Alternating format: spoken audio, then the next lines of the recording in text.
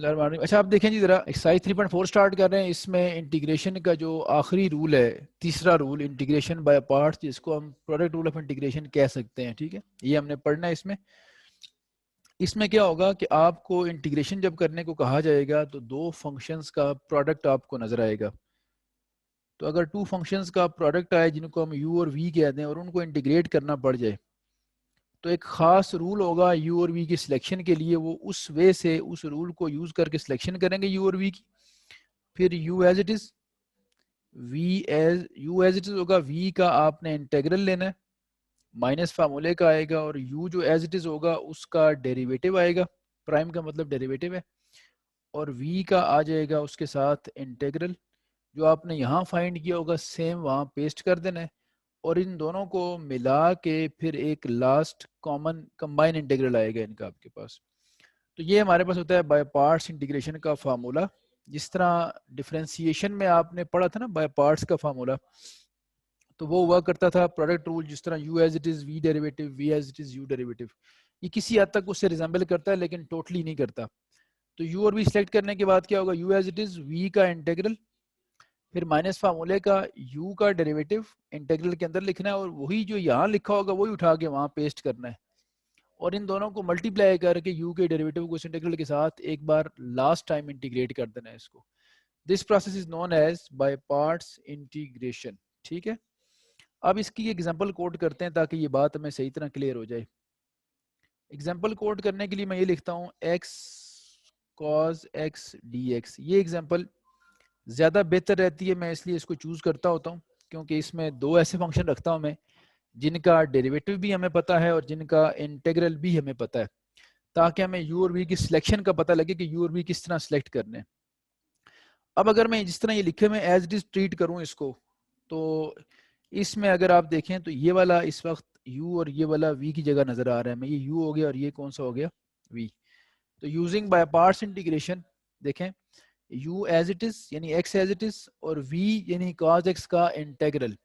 तो cos x जो होता है बेटा, cos x का इंटेग्रल होता है हमारे पास, एक बार यूँ लिखते हैं, cos x का इंटीग्रल sin x होता है, लेकिन फार्मूले के अकॉर्डिंग लिखेंगे माइनस फिर u का डेरिवेटिव, डेरिवेटिव होता है d by d x. x है u तो u का डेरिवेटिव आ जाएगा। यही v का जो इंटीग्रल है यानी cos x का इंटीग्रल, ये लिखना है, और इन दोनों को मल्टीप्लाई करके एक बार फाइनली इसको इंटीग्रेट कर देना है। अब मैं इसके एलिमेंट्स पुट करना शुरू करता हूँ। देखें cos x का इंटीग्रल क्या होगा, sin x minus D by d x of x, x का डेरिवेटिव क्या होगा 1, और cos x का इंटीग्रल क्या होगा sin x, और फिर इन दोनों को मल्टीप्लाई करके एक फाइनल इंटीग्रल आ जाएगा। तो x इंटू क्या हो गया sin x, माइनस 1 लिखा हो या ना हो कोई फर्क नहीं पड़ता, तो sin x ही बचता है, और sin x का जो इंटीग्रल होता है वो माइनस cos x होता है। अब ये पूरी तरह हो गया इंटीग्रेट। अब इसमें c ऐड कर दें तो फाइनल आंसर आया x sin x plus cos x plus c। ये हो गया इसका फाइनल आंसर। तो ये एक एग्जांपल आपको सिर्फ समझाने के लिए दी है मैंने, ताकि आपको बाय पार्ट्स इंटीग्रेशन अप्लाई करना आ जाए। और एक बात याद रखा करें, जो प्रीवियस हमने मेथड्स पढ़े हुए हैं ना, जिसमें पावर रूल पढ़ा हुआ है, कोशेंट रूल पढ़ा हुआ है, और चैप्टर 3 के अंदर 3.3 में इंटीग्रेशन बाय सब्सटीट्यूशन हमने पढ़ी थी, वो सारे मेथड हमारे पास ऑलरेडी अवेलेबल होते हैं। सिर्फ ये तब लगाते हैं जब प्रीवियस कोई मेथड हमें अप्लाई होता नज़र ना आए। तो मैथ का रूल है, वैसे भी जो डेवलपमेंट होती है वो क्या होती है कि जब आप प्रीवियस मेथड देखते हैं वो अप्लाई नहीं हो रहे, तो फिर आप आते हैं जो आपके पास कोई नया मेथड हो उसको डेवलप करने के लिए। ठीक है बच्चों, अब इसमें जो इम्पोर्टेंट बात थी वो यू की सिलेक्शन थी। तो उसके लिए एक नोट लिखता हूँ कि यू सिलेक्ट किस तरीके से करते हैं आप लोग। देखें यू और वी दो ही तो हैं यहाँ पे फंक्शंस, तो किसी एक को सिलेक्ट करने के मेथड पढ़ेंगे हम। फिर जो सिलेक्ट हो जाएगा, अगर सपोज यू सिलेक्ट करना सीख गए हैं आप, तो जो दूसरा फंक्शन होगा ऑटोमेटिकली वो फिर v बन जाएगा। तो इसलिए सिर्फ एक किसी को सिलेक्ट करने के मेथड हमें आना चाहिए। तो हम यहाँ पे u को सिलेक्ट करने के मेथड सीखते हैं कि u किस तरह सिलेक्ट किया जाएगा, ठीक है। तो ये मैं लिखता हूँ, सिलेक्शन जो है, सिलेक्शन ऑफ u जो है इज अकॉर्डिंग टू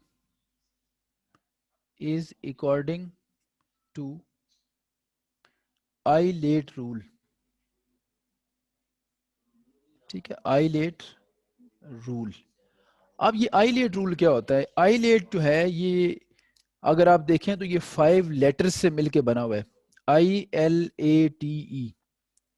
ये जो 5 लेटर्स हैं ये हर एक लेटर एक फंक्शन का रिप्रेजेंटेटिव है। अब यू सेलेक्ट करने का मतलब क्या है? इसका मतलब ये है कि जब आप यू की सिलेक्शन करने लगेंगे तो आपने इस ऑर्डर में देखना है। किस ऑर्डर में देखना है? आइलेट के ऑर्डर में। आइलेट का मतलब क्या है कि दैट इज, ये देखें, ILATE।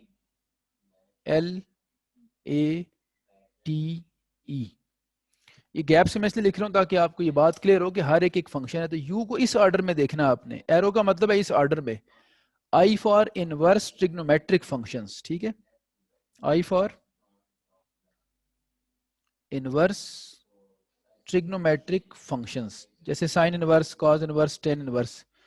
L for logarithmic functions, ठीक है, जैसे आपके पास नेचुरल लॉग ऑफ एक्स है या एलओजी वाला लॉग है, कोई भी है, लॉग फंक्शंस ये हो गए। ए फॉर अलजेब्रिक फंक्शंस। अलजेब्रिक या अलजेब्राइक फंक्शंस कौन से होते हैं अभी? जिनमें एक्स की पावर्स होती हैं, x power 0, x power 1, x power 2, कोई पोलिनोमियल्स कर लें, तो ये सारे हमारे पास कौन से होते हैं? Algebraic functions. अब टी क्या चीज है? T for trigonometric functions. अब ट्रिग्नोमेट्रिक ये वाले इनवर्स ट्रिग्नोमेट्रिक है, वो simple trigonometry, sine cos tan cot वाली। और ई क्या चीज है? ये एक्सपोनेंशियल फंक्शंस है, जैसे ई पावर एक्स, ए पावर एक्स, इस तरह से, ठीक है। तो ये हमारे पास जो इस तरह से करना है हमने काम।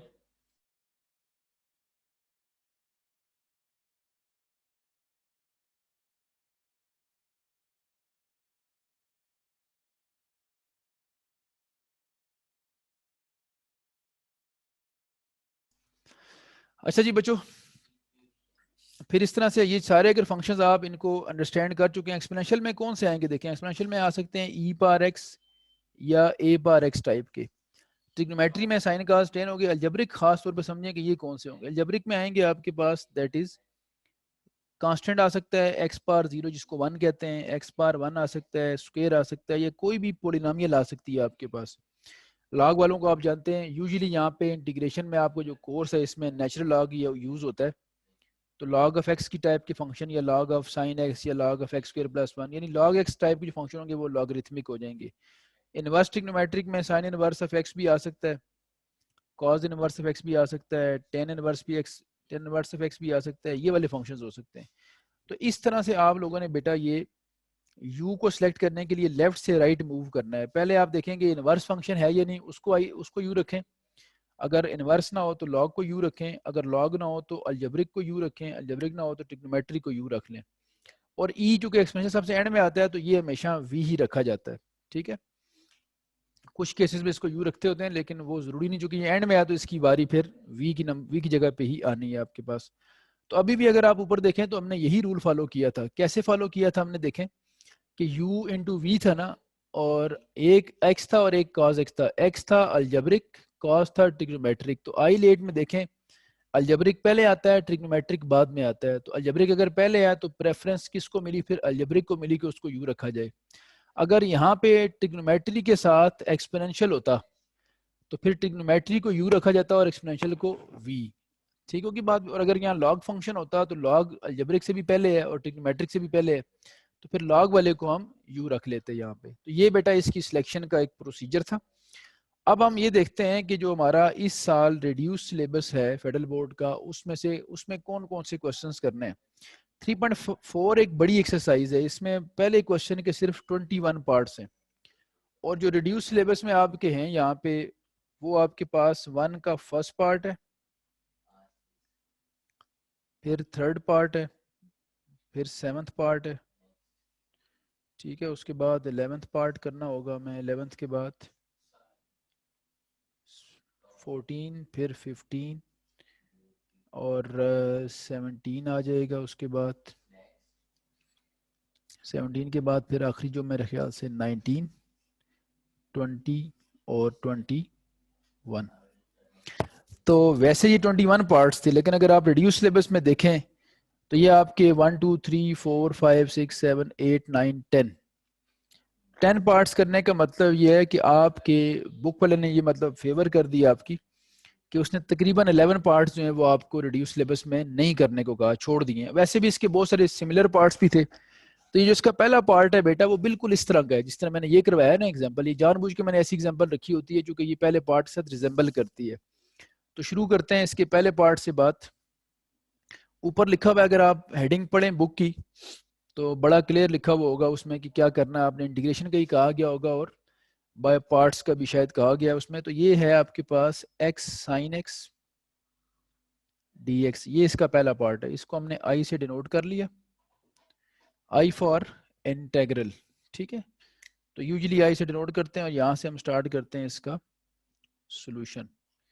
तो नज़र आ रहा है कि प्रीवियस कोई भी मेथड यहाँ अप्लाई नहीं हो रहा। जो power rule, product rule, quotient rule, जो पावर रूल और क्वोशंट रूल हमने पढ़ा वो अप्लाई नहीं हो रहा, ना ये बाय सब्स्टिट्यूशन हो रहा है। तो एक ही ऑप्शन फिर हमारे पास अभी तक जो हमने पढ़ा है वो बचता है और वो है इंटीग्रेशन बाय पार्ट्स।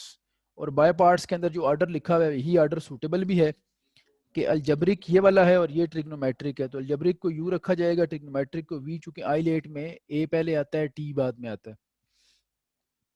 और फिर उसका फॉर्मूले का रेफरेंस भी कोड करना, तो मैं लिखता हूँ जी यूजिंग बाय पार्ट्स इंटीग्रेशन,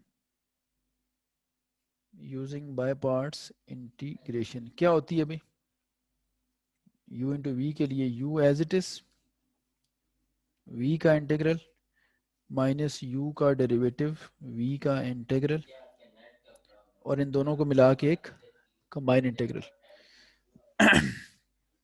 सो ये देखें x साइन x के लिए फिर क्या होगा, u as it is integral of v minus derivative of first d by d x, जो उधर u प्राइम लिखा हुआ है वो असल में डेरिवेटिव है, फिर इंटीग्रल ऑफ सेकंड, और इन दोनों को मिला के एक कंबाइन इंटीग्रल। ठीक है बच्चों, ये हो गया। और इसको आप नेक्स्ट पेज पे जाके ये देखें ये क्या बनेगा, x और साइन x का इंटीग्रल होता है माइनस कॉस x, फिर माइनस फार्मूले का था, x का डेरिवेटिव 1 हो गया और यही इंटीग्रल माइनस कॉस x लिख दिया, और इन दोनों को मिला के एक कंबाइन इंटीग्रल। तो minus x cos x minus minus plus cos x d x. Cos x जो होता है बेटा इसका जो इंटेग्रल होता है वो साइन एक्स है, 3.2 से आप पढ़ते आ रहे हैं। ठीक है, रिवर्स हो रही है, और प्लस सी। सो जो हमारा इंटेग्रल था x sine x d x, इसकी जो फाइनल फॉर्म बनी है वो ये बन गई है हमारे पास। ठीक है, तो ये पहला क्वेश्चन था। और इसके साथ अगर हम देखें तो अगर आप सिमिलर पहले करना चाह रहे हैं तो मैं पहले सिमिलर करवा देता हूँ। ठीक है, वैसे इसके साथ जो सिमिलर पार्ट्स आपको मिलेंगे क्वेश्चन 1 के साथ वो आपको मैं लिखवा देता हूँ। ठीक है, 1 के साथ आपको मिल जाता है सिमिलर 8 भी 12 भी। 12 जो है वो इस साल रिड्यूस सिलेबस से ही उसने एक्सक्लूड कर दी है, और मेरा ख्याल है इसमें 12 अगर निकल चुका है तो फिर 15 16 16 17 18 और 21 ये इसके ऐसे हैं जो इसके साथ सिमिलर है। तो पहले सिमिलर भी किए जा सकते हैं, और अगर आप सिमिलर पहले नहीं करना चाह रहे तब भी कोई इशू नहीं है। तो पहले हम जिस तरह जिस रो में लिखा, अगर उसी रो से करना चाहें तो वो भी कर सकते हैं। तो मैं फर्स्ट के बाद फिर इसका जो रिड्यूस सिलेबस में है वो थर्ड पार्ट आप लोगों को करवा देता हूँ। तो थर्ड पार्ट अगर हम देखें तो थर्ड पार्ट के अंदर जो वर्डिंग है वो देख लें। सेकंड पार्ट में सिर्फ log x लिखा होगा, और थर्ड पार्ट में लिखा हुआ है आपके पास x log of x dx। और एक चीज आपको ऑब्जर्व करने को मिलेगी कि third second third fourth fifth sixth ये सारे पार्ट अगर आप देखें तो आपको आइडिया होगा कि ये सारे log x वाले ही पार्ट्स हैं। इसमें x लिखा होगा, किसी में x स्क्वायर है, किसी में x क्यूब है, और ये 6 पार्ट तक ऑलमोस्ट एक ही तरह का जो काम है वो आपको देखने को मिलेगा। ठीक है, तो मैं अगर आप देखें तो इसका मतलब है उसने बुक वाले ने जो रिड्यूस करके आपको क्वेश्चंस दिए हैं करने के लिए, वो उसने सिर्फ वही पार्ट्स छोड़े हैं जो सिमिलर थे वो छोड़ दिए, ताकि जो 5-6 अगर सिमिलर थे तो उसमें से तकरीबन आपको एक ही करना पड़े, फिर बाकी ना करने पड़े। अब आप बेटा खुद डिसाइड करें कि इसमें से हमने u किसको रखना है और v किसको रखना है। तो हम जानते हैं कि आइलेट रूल को अगर फॉलो किया जाए तो आइलेट रूल के अकॉर्डिंग अगर हम देखें तो इसमें एक x है और एक log x, तो एक अलजबरिक है और एक लॉगरिथमिक है। तो आइलेट के अंदर आप देखें तो l पहले आता है और a बाद में आता है। तो u की सिलेक्शन अगर लेफ्ट टू राइट देखिए करनी पड़ती है तो log और अलजबरिक में l पहले है और a बाद में है। इसका मतलब है log को हम रखेंगे u और अलजबरिक को रखेंगे v।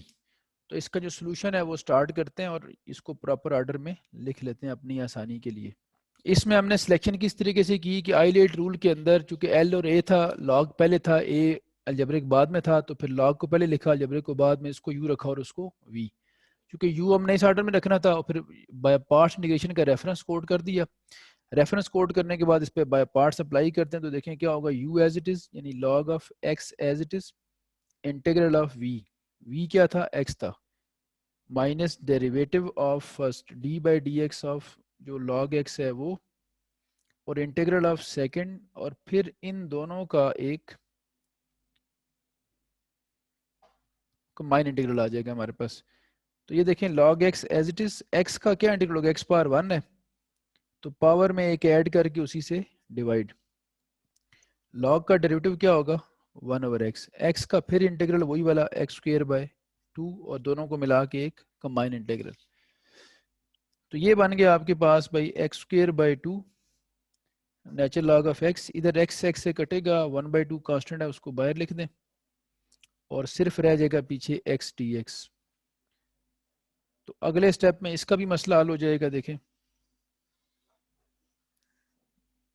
x का क्या आएगा आपके पास, एक्स स्क्वायर बाय 2 और प्लस एक कांस्टेंट ऑफ इंटीग्रेशन, तो अल्टीमेटली एक्स स्क्वायर बाय 2 अगर दोनों में से कॉमन ले लिया जाए तो log of x minus 1/2 plus C. ठीक है, ये हो गया इसका कंप्लीट इंटीग्रल। 3 के बाद आपका नेक्स्ट जो क्वेश्चन रिड्यूस सिलेबस में था वो 7 था, और वैसे 7, 9, 10 और 11 ये सिमिलर क्वेश्चन थे।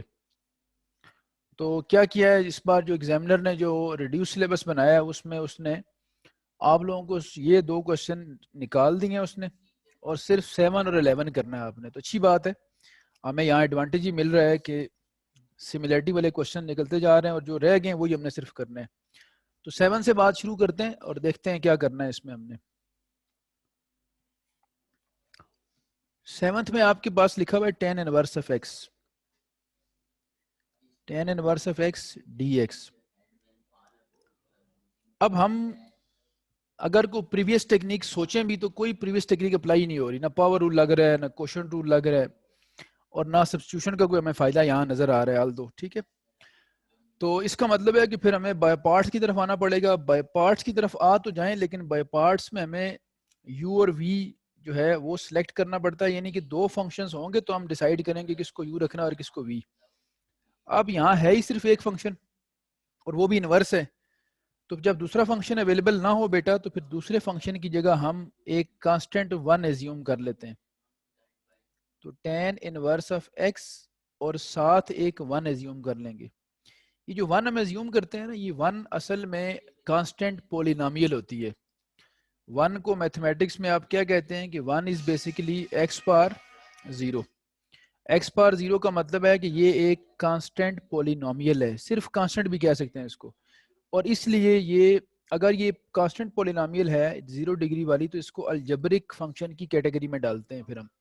तो इसका मतलब ये हुआ कि अगर नहीं कोई फंक्शन अवेलेबल तो 1 एज्यूम करें, 1 अलजेब्रिक में जाएगा। और आई लेट के अंदर अगर आप देखें तो आई पहले आता है, ए बाद में आता है, इनवर्स पहले और अलजेब्रिक बाद में। तो फिर लेफ्ट टू राइट अगर मूव करना है तो इसको यू और इसको वी रखेंगे। इसी में से अगर आप ये 9th देखते हैं ना, जो इस साल नहीं करना आप लोगों ने, अगर आप 9th देखें तो 9th पार्ट के अंदर आपको नजर आएगा कि एक्स स्क्वायर tan इनवर्स लिखा हुआ है, यानी वो जो अलजेब्रिक है वो एक्स स्क्वायर है। अगर आप 10th पार्ट देखें तो उसमें अलजेब्रिक एक्स है सिर्फ, और अगर आप ये जो आखिरी 11th पार्ट है ये देखें तो वहां पे एक्स क्यूब है। इसका मतलब ये चारों में एक अलजेब्रिक और एक ट्रिग्नोमेट्रिक मिल रहा है आपको, इनवर्स ट्रिग्नोमेट्रिक सॉरी। तो अब मैं बार बार बाय पार्ट्स का जो रूल है वो मेंशन नहीं करूंगा टाइम बचाने के लिए। एक बार पेपर में तो आपने हर क्वेश्चन में करना जो जो क्वेश्चन आएगा, और एक आध क्वेश्चन ही होता है बाय पार्ट्स का पेपर में। यहाँ चूंकि हम बार बार एक चीज लिखेंगे तो बोरिंग हो जाएगा, इसलिए मैं डायरेक्ट लिखता हूँ यूजिंग बाय पार्ट्स इंटीग्रेशन। तो क्या होगा देखें, अब वो रेफरेंस लिख लीजिएगा किस तरह होता है। तो मैं लिखता हूँ डायरेक्ट इसको u as it is integral of v minus derivative of first mean u integral of second, और इन दोनों को मिला के एक कंबाइन इंटीग्रल। ठीक है बच्चों, tan inverse of x, one का इंटीग्रल क्या आ जाएगा x, tan इनवर्स x का क्या होगा 1/1 प्लस एक्स स्क्वेयर, वन का इंटीग्रल x और इन दोनों का मिला के ये integral x tan inverse of x। अब यहाँ पे 3.3 आपको सपोर्ट करेगी और 3.2 यहाँ नीचे वाले फंक्शन का ऊपर डेरिवेटिव बन सकता है। तो ये जो पिछला प्रीवियस आइडिया ना बेटा, उसको साथ लेके चलेंगे तब चैप्टर आपका क्लियर होगा। तो यहाँ नीचे वाले फंक्शन के ऊपर डेरिवेटिव बन सकता है 1 का 0 और x स्क्वायर का 2x। तो मैं ये कलर चेंज कर रहा हूँ सिर्फ इसलिए ताकि आपको लगे कि ये हमने खुद मल्टीप्लाई डिवाइड किया। अब नीचे वाले फंक्शन के ऊपर डेरिवेटिव है, तो जो कोशेंट रूल है वो यहाँ एप्लीकेबल है। तो पार्शियल सपोर्ट जो है वो आपको दे दिया यहाँ पे कोशेंट रूल ने।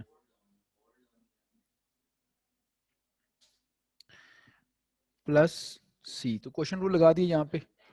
और कोशेंट रूल क्या होता है कि नीचे फंक्शन है ऊपर डेरिवेटिव हो, तो लॉग ऑफ फंक्शन लिख लेते हैं। अगर आप चाहें तो यहाँ कोशेंट रूल का रेफरेंस भी लिख सकते हैं, f of x f dash of x natural log of f of x plus C. तो ये बेटा ये इस चेन का एक क्वेश्चन हमारा ये सॉल्व हो गया। एक इस चेन का मैं क्वेश्चन आपको और करवा देता हूँ जो 11 है, ताकि आज हमारा अच्छा खासा काम जो है वो हो जाए। इसी रेफरेंस से अगर हम बात करते हैं तो 11 करते हैं इसके बाद। वैसे भी रिड्यूस सिलेबस में पहले जो 11 क्वेश्चंस हैं, 11 जो पार्ट्स हैं, उसमें से यही 4 करने थे। तो ये 4 पार्ट्स करने से आज हमारे 11 जो पार्ट्स हैं वो सारे कवर हो जाएंगे इंशाल्लाह।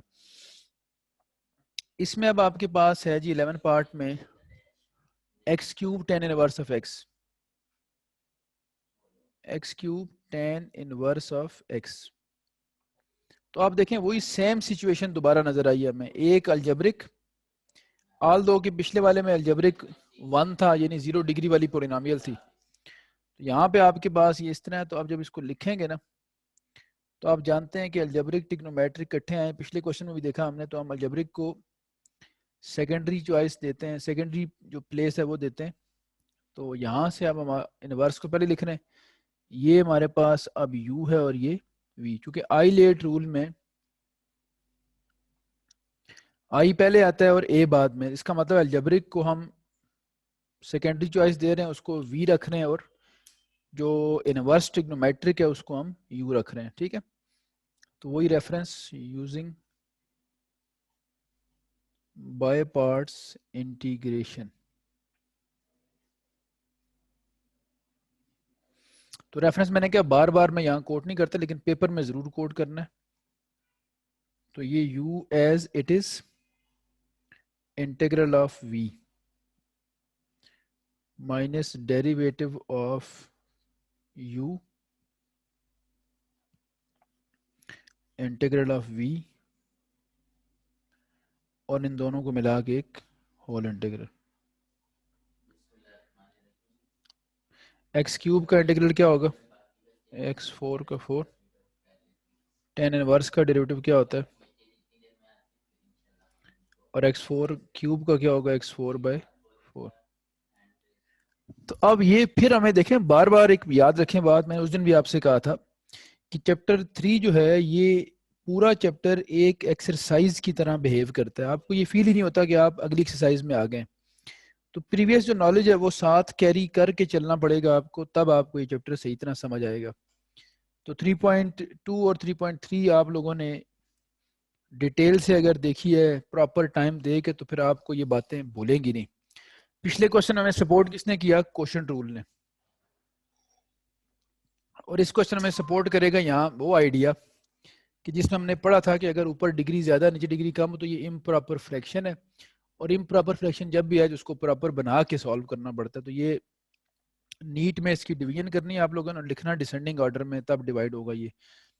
एक्स स्क्वेयर से मल्टीप्लाई करें x4 plus x square, sign change करें माइनस एक्स स्क्वेयर, -1 से मल्टीप्लाई करें minus x square minus 1, sign change करें, ये आ गया।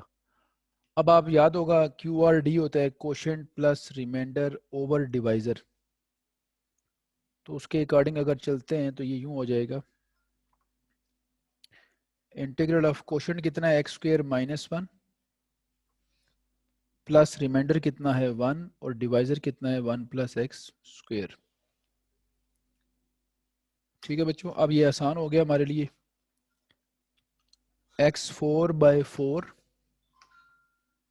टेंजेंट इनवर्स ऑफ x -1/4, इसको चाहें तो अलग अलग कर दें, ज़रा आप लोगों को देखने में आसानी होगी, तो वरना ये तीनों को आप इकट्ठा भी कर सकते हैं। एक्स स्क्वेयर का इंटीग्रल क्या होगा? x³/3, 1 का इंटीग्रल x, और ये आप जानते होंगे ये टेन इनवर्स का डेरिवेटिव होता है। जिस तरह 1 का x हो गया यानी x का डेरिवेटिव 1, 1 का इंटीग्रल x, इसी तरह ये टेन इनवर्स का डेरिवेटिव था। तो ये अब इंटीग्रेट हो चुका है, तो ब्रैकेट आ जाएगी, इंटीग्रल का साइन खत्म हो जाएगा, टेन इनवर्स ऑफ x और प्लस c। आगे सिंप्लीफिकेशन के स्टेप से वो आप कट करना चाहें तो कर सकते हैं, जैसे टेन इनवर्स जहाँ जहाँ पे है वहाँ से आप इकट्ठा कर लें। x²/4 ten inverse of x minus ये हो जाएगा x³/12 प्लस x/4 और माइनस सल्लल्लाहु अलैहि वसल्लम। अब वो जरूरी नहीं है कि आप टेन इनवर्स कॉमन, लेकिन कॉमन लें तो ये दो कॉमन ले सकते हैं, टेन इनवर्स ऑफ एक्स, और बाकी इन दोनों के एलसीएम ले लें तो वो आपका फाइनल आंसर होगा। यहाँ तक भी लिख सकते हैं आप, ठीक है बेटा। 17th पार्ट के अंदर देखें जरा किस तरह का काम है। 17th और 18th दोनों पार्ट बेटा सिमिलर हैं, एक में काज और एक में साइन है। तो एक्स काज स्क्वेयर एक्स ये 17th पार्ट है,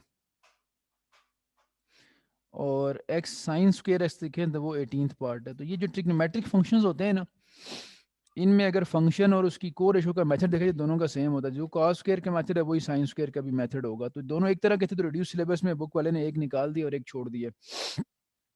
अब इन दोनों में से हम ये डिसाइड करना चाहते हैं कि कौन सा यू और कौन सा वी रखा जाए। तो उसूल जो ये है, जो रूल है आई लेट रूल, वो ये कहता है कि आप लोग एक्स को रखें यू जो अलजबरे का, और कास को रखें वी। अब वी में रख तो लूँ इसको, लेकिन मुझे एक प्रॉब्लम आ रही है, वो ये आ रही है कि मुझे काज स्क्वायर का इंटीग्रल नहीं पता, ठीक है, और काज स्क्वायर का इंटीग्रल डायरेक्ट फाइंड भी नहीं हो सकता। तो वी तो उसको रखा जाता है जिसका इंटीग्रल आपको पता भी हो। तो आइलेट रूल को फॉलो किया जाए तो हम काज स्क्वायर को वी रखना हमारी मजबूरी है, लेकिन काज स्क्वायर का इंटीग्रल भी हम नहीं जानते। तो वी का तो बाय रूल इंटीग्रेशन इंटीग्रल चाहिए होता है हमें, यू एज इट इज और वी का इंटीग्रल। इसका मतलब ये हुआ कि पहले इस काज स्क्वायर को मॉडिफाई करना पड़ेगा ताकि ये इंटेग्रेबल हो। तो ये भी आपने बात, अगर आप भूल ना गए हो बेटा, तो आपने ये बात सीखी हुई है कि साइन और काज जब स्क्वायर में आ जाएं तो हम हाफ एंगल फार्मूला यूज़ करते हैं। ये बात 3.2 में भी सिखाई आपको मैंने, और 3.3 के अंदर भी। साइन और काज जब भी आ जाएं तो आप हाफ एंगल फार्मूला क्यों लगाते हैं? हाफ एंगल इसलिए लगाते हैं कि हाफ एंगल इसकी पावर को रिड्यूस कर देता है, और जब पावर हो जाती है रिड्यूस तो फिर ये इंटेग्रेबल हो जाता है। अब क्या होगा, एक्स इन दोनों से मल्टीप्लाई होगा, x plus x cos 2x ये हो गया, और 1/2 मैंने बाहर लिख दिया। तो कितना आसान हो गया हमारे लिए अब ये कि 1/2 बाहर है, और ये दोनों पे ऊपर इंटीग्रल अलग अलग कर दें, एक्स डी एक्स पे अलग हो जाएगा, और half of x cos 2x पे अलग हो जाएगा, ठीक है। अब यहाँ लगेगा बाय पार्ट्स, और अब हमारे लिए कोई टेंशन नहीं है। क्यों टेंशन हमें किसी चीज़ की नहीं है? क्योंकि अब काज का स्क्वायर ख़त्म हो चुका है, काज का एंगल 2 हो गया, तो वो कोई मसला नहीं है। ये सेम एक्स काज 2x की तरह का ये ऊपर हम कर चुके हैं। ये क्या था, एक्स साइन 2x, और ये क्या है, एक्स काज 2x। तो इतना बड़ा डिफरेंस तो नहीं इन दोनों में। इसका मतलब है अब ये आसानी से बाय पार्ट्स इंटीग्रेशन से हो जाएगा। और ये x तो वैसे भी आप जानते होंगे कि सिर्फ x जो है इसकी पावर क्या है 1, तो पावर में एक ऐड और उसी से डिवाइड कर लेंगे। ठीक है बच्चों, तो मैं इसको नेक्स्ट पेज पे करता हूँ और लिख देता हूँ यूजिंग बाय पार्ट्स इंटीग्रेशन। बल्कि एक काम ये कर लेते हैं हम कि इस x का तो मसला इधर ही हल कर लेते हैं और बाकी नेक्स्ट पेज पे कर लेते हैं। x का आ जाएगा x² / 2 और इस वाले को जो x cos 2x है इसको मैं नेक्स्ट पेज पे करता हूँ क्योंकि इसमें हमें लगानी है बाय पार्ट्स। अब मैं लिखता हूँ using by parts integration, using by parts integration.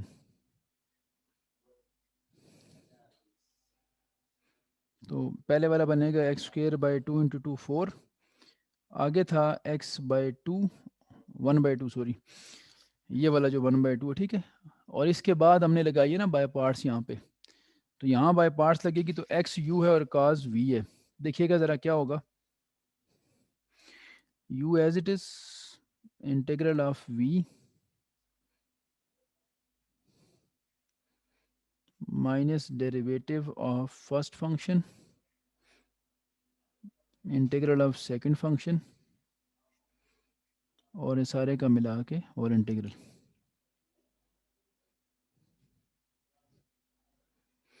ये क्या होना है, हाफ ऑफ cos 2x का क्या बनेगा भाई, sin 2x डिवाइडेड बाय 2।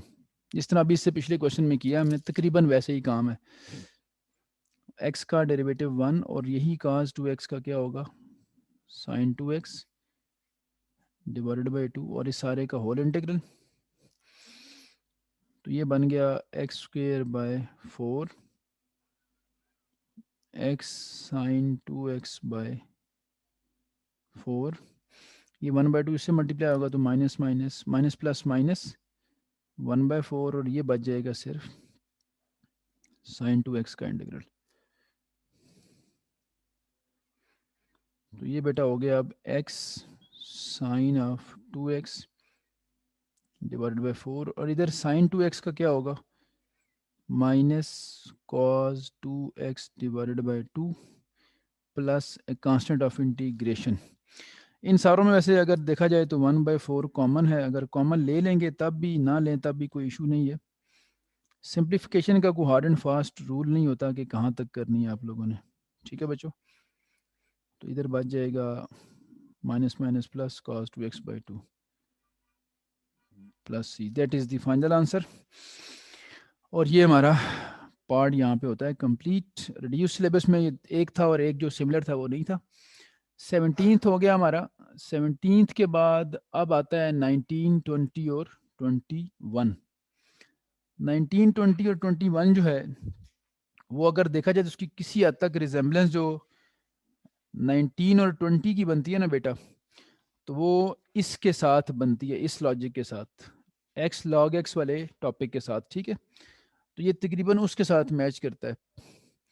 तो शुरू करते हैं। अच्छा जी बच्चों, ये क्वेश्चन नंबर 1 है और इसका अब 19th पार्ट करते हैं। 19th पार्ट मैंने पहले बताया ना कि इसी एक्सरसाइज के जो क्वेश्चन 1 का सेकंड पार्ट है ना, उसके साथ इसकी रिजेम्बलेंस बनेगी, जो लॉगरिथमिक हमारे पार्ट्स थे ना उनके साथ। तो देख लेते हैं क्या करना है इसमें। log ऑफ x का स्क्वायर है। अगर इसी एक्सरसाइज के क्वेश्चन 1 का सेकंड पार्ट आप देखें तो बेटा वो सिर्फ log ऑफ x है और ये log x के ऊपर स्क्वायर है। तो दोनों में log इन्वॉल्व है, सिर्फ एक स्क्वायर के साथ और एक बगैर स्क्वायर के। तो आप याद रखें बाय पार्ट्स इंटीग्रेशन के लिए वी नीड 2 फंक्शंस। तो दूसरा जब नहीं अवेलेबल होता तो फिर वहाँ हम 1 एज्यूम करते हैं और उस 1 को फिर हम v ट्रीट करते हैं। ठीक है, ऑल दो कि आपके रिड्यूस सिलेबस में क्वेश्चन 1 का सेकंड पार्ट नहीं है, लेकिन अगर आपको करना पड़े आगे कहीं जाके आएगा 3.6 में जाके ये क्वेश्चन आएगा, सेम मैं आपको रिकॉल करवा दूंगा, तो करना तो पड़ेगा। तो इसका मतलब यही टेक्निक उसमें भी अप्लाई होनी है। तो मैं लिखता हूँ using by parts integration, using by parts integration. तो क्या होगा अभी, u as it is integral of v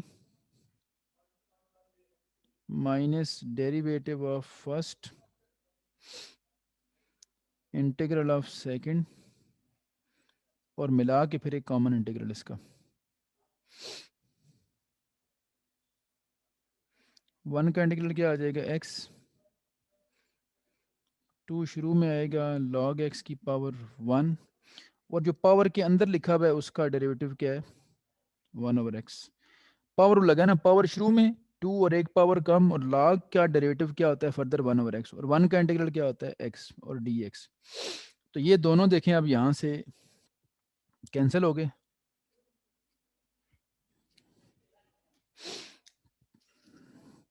so situation क्या बन गई है हमारे पास अब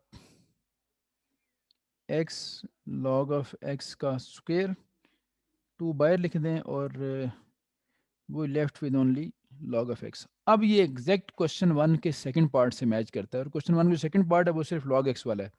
इसका मतलब यहाँ अगर मैं इसको सॉल्व कर रहा हूँ तो मैं एग्जैक्ट एक्सरसाइज के क्वेश्चन 1 का सेकंड पार्ट कर रहा हूँ, वो सिर्फ log x वाला था। तो ये टेक्निकली बुक वाले ने इस तरह रिड्यूस सिलेबस बनाया है कि जो पार्ट शुरू में उसने स्किप करवाए हैं वो बाद में कहीं ना कहीं जाके आपको करने पड़ जाते हैं, तो इसलिए रेपिटेशन नहीं आ रही। तो अब दूसरा फंक्शन यहाँ भी नहीं अवेलेबल, तो फिर हम क्या एज्यूम कर रहे हैं 1। ठीक है बच्चों, यहाँ एरो बना के मैं लिख भी देता हूँ same as question number 1 part number 2। बिल्कुल इसी तरह वो भी करना है। फिर u और v सेलेक्ट जब हम 1 एज्यूम करते हैं तो हम यूजुअली 1 को फिर v कह रहे होते हैं। तो लिखें जी again using by parts integration, again using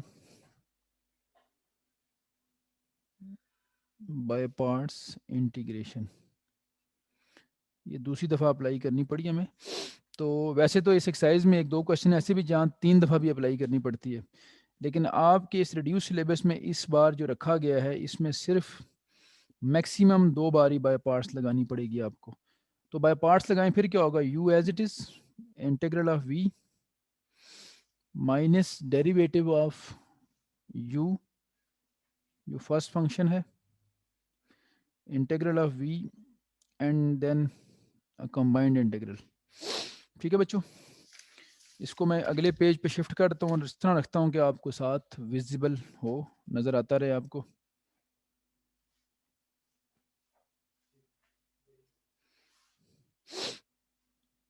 log of x 1 का इंटीग्रल क्या हो जाएगा x, डेरिवेटिव ऑफ log क्या होता है 1/x, इंटीग्रल ऑफ 1 क्या होता है x।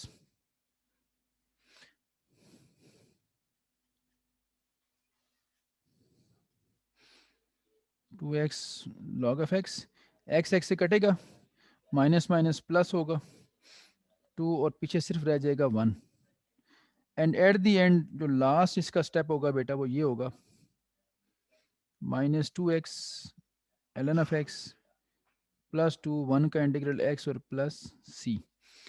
तो इसमें x कॉमन है, अगर लेना चाहें तो ठीक, ना भी लें तब भी कोई फ़र्क नहीं पड़ता। ये हमारा आ जाएगा फाइनल आंसर। तो आइलियट रूल के मुताबिक 20th क्वेश्चन है जी, इसमें log of 10x into सीकेंड square x लिखा हुआ है और अगर इसको बाय पार्ट से करना चाहते हैं हम तो आइलियट के मुताबिक log पहले है ट्रिग्नोमेट्रिक बाद में है। तो आइलियट रूल को फॉलो करते हुए लॉगरिथम को हम u रखेंगे और सीकेंड स्क्वायर x को v रखेंगे। अब इस पे अप्लाई करते हैं by parts integration.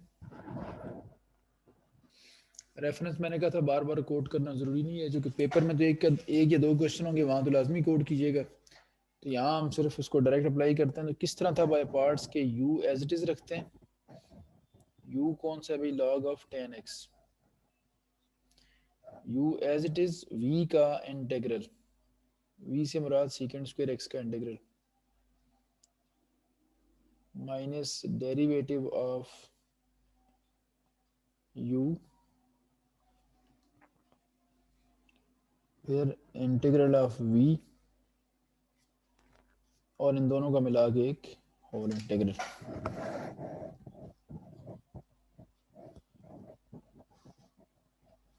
Secant square जो है इसका इंटीग्रल होता है 10x और D by d x of log of 10, log of 10 का जब हम डेरिवेटिव फाइंड करेंगे तो 1/10 आएगा पहले और 10 का मजीद होगा सीकेंड स्क्वायर एक्स, और सीकेंड स्क्वायर एक्स का क्या इंटीग्रल होता है, tan x dx। ठीक है बच्चों, तो इस तरह से जब इसको हम सिंप्लीफाई करते जा रहे हैं तो ये जो tan x है ये tan x से हो जाएगा कैंसिल, यहाँ पे tan से कैंसिल हो गया, तो ये हमारे पास ये log tan ये वाला log के एंगल में है और ये बाहर लिखा हुआ है, तो कन्फ्यूजन से बचने के लिए उस tan को पहले लिखें ताकि ये कन्फ्यूजन रहे ही ना यहाँ पे, और ये log ऑफ tan एंगल में है। इधर अब सिर्फ बच गया सीकेंड स्क्वायर एक्स। तो अगले स्टेप में इसका भी इंटीग्रल हमें मिल जाएगा, सीकेंड स्क्वायर का भी tan x ही होता है, इंटीग्रल प्लस c। इन दोनों में से आप tan x को कॉमन ले लें,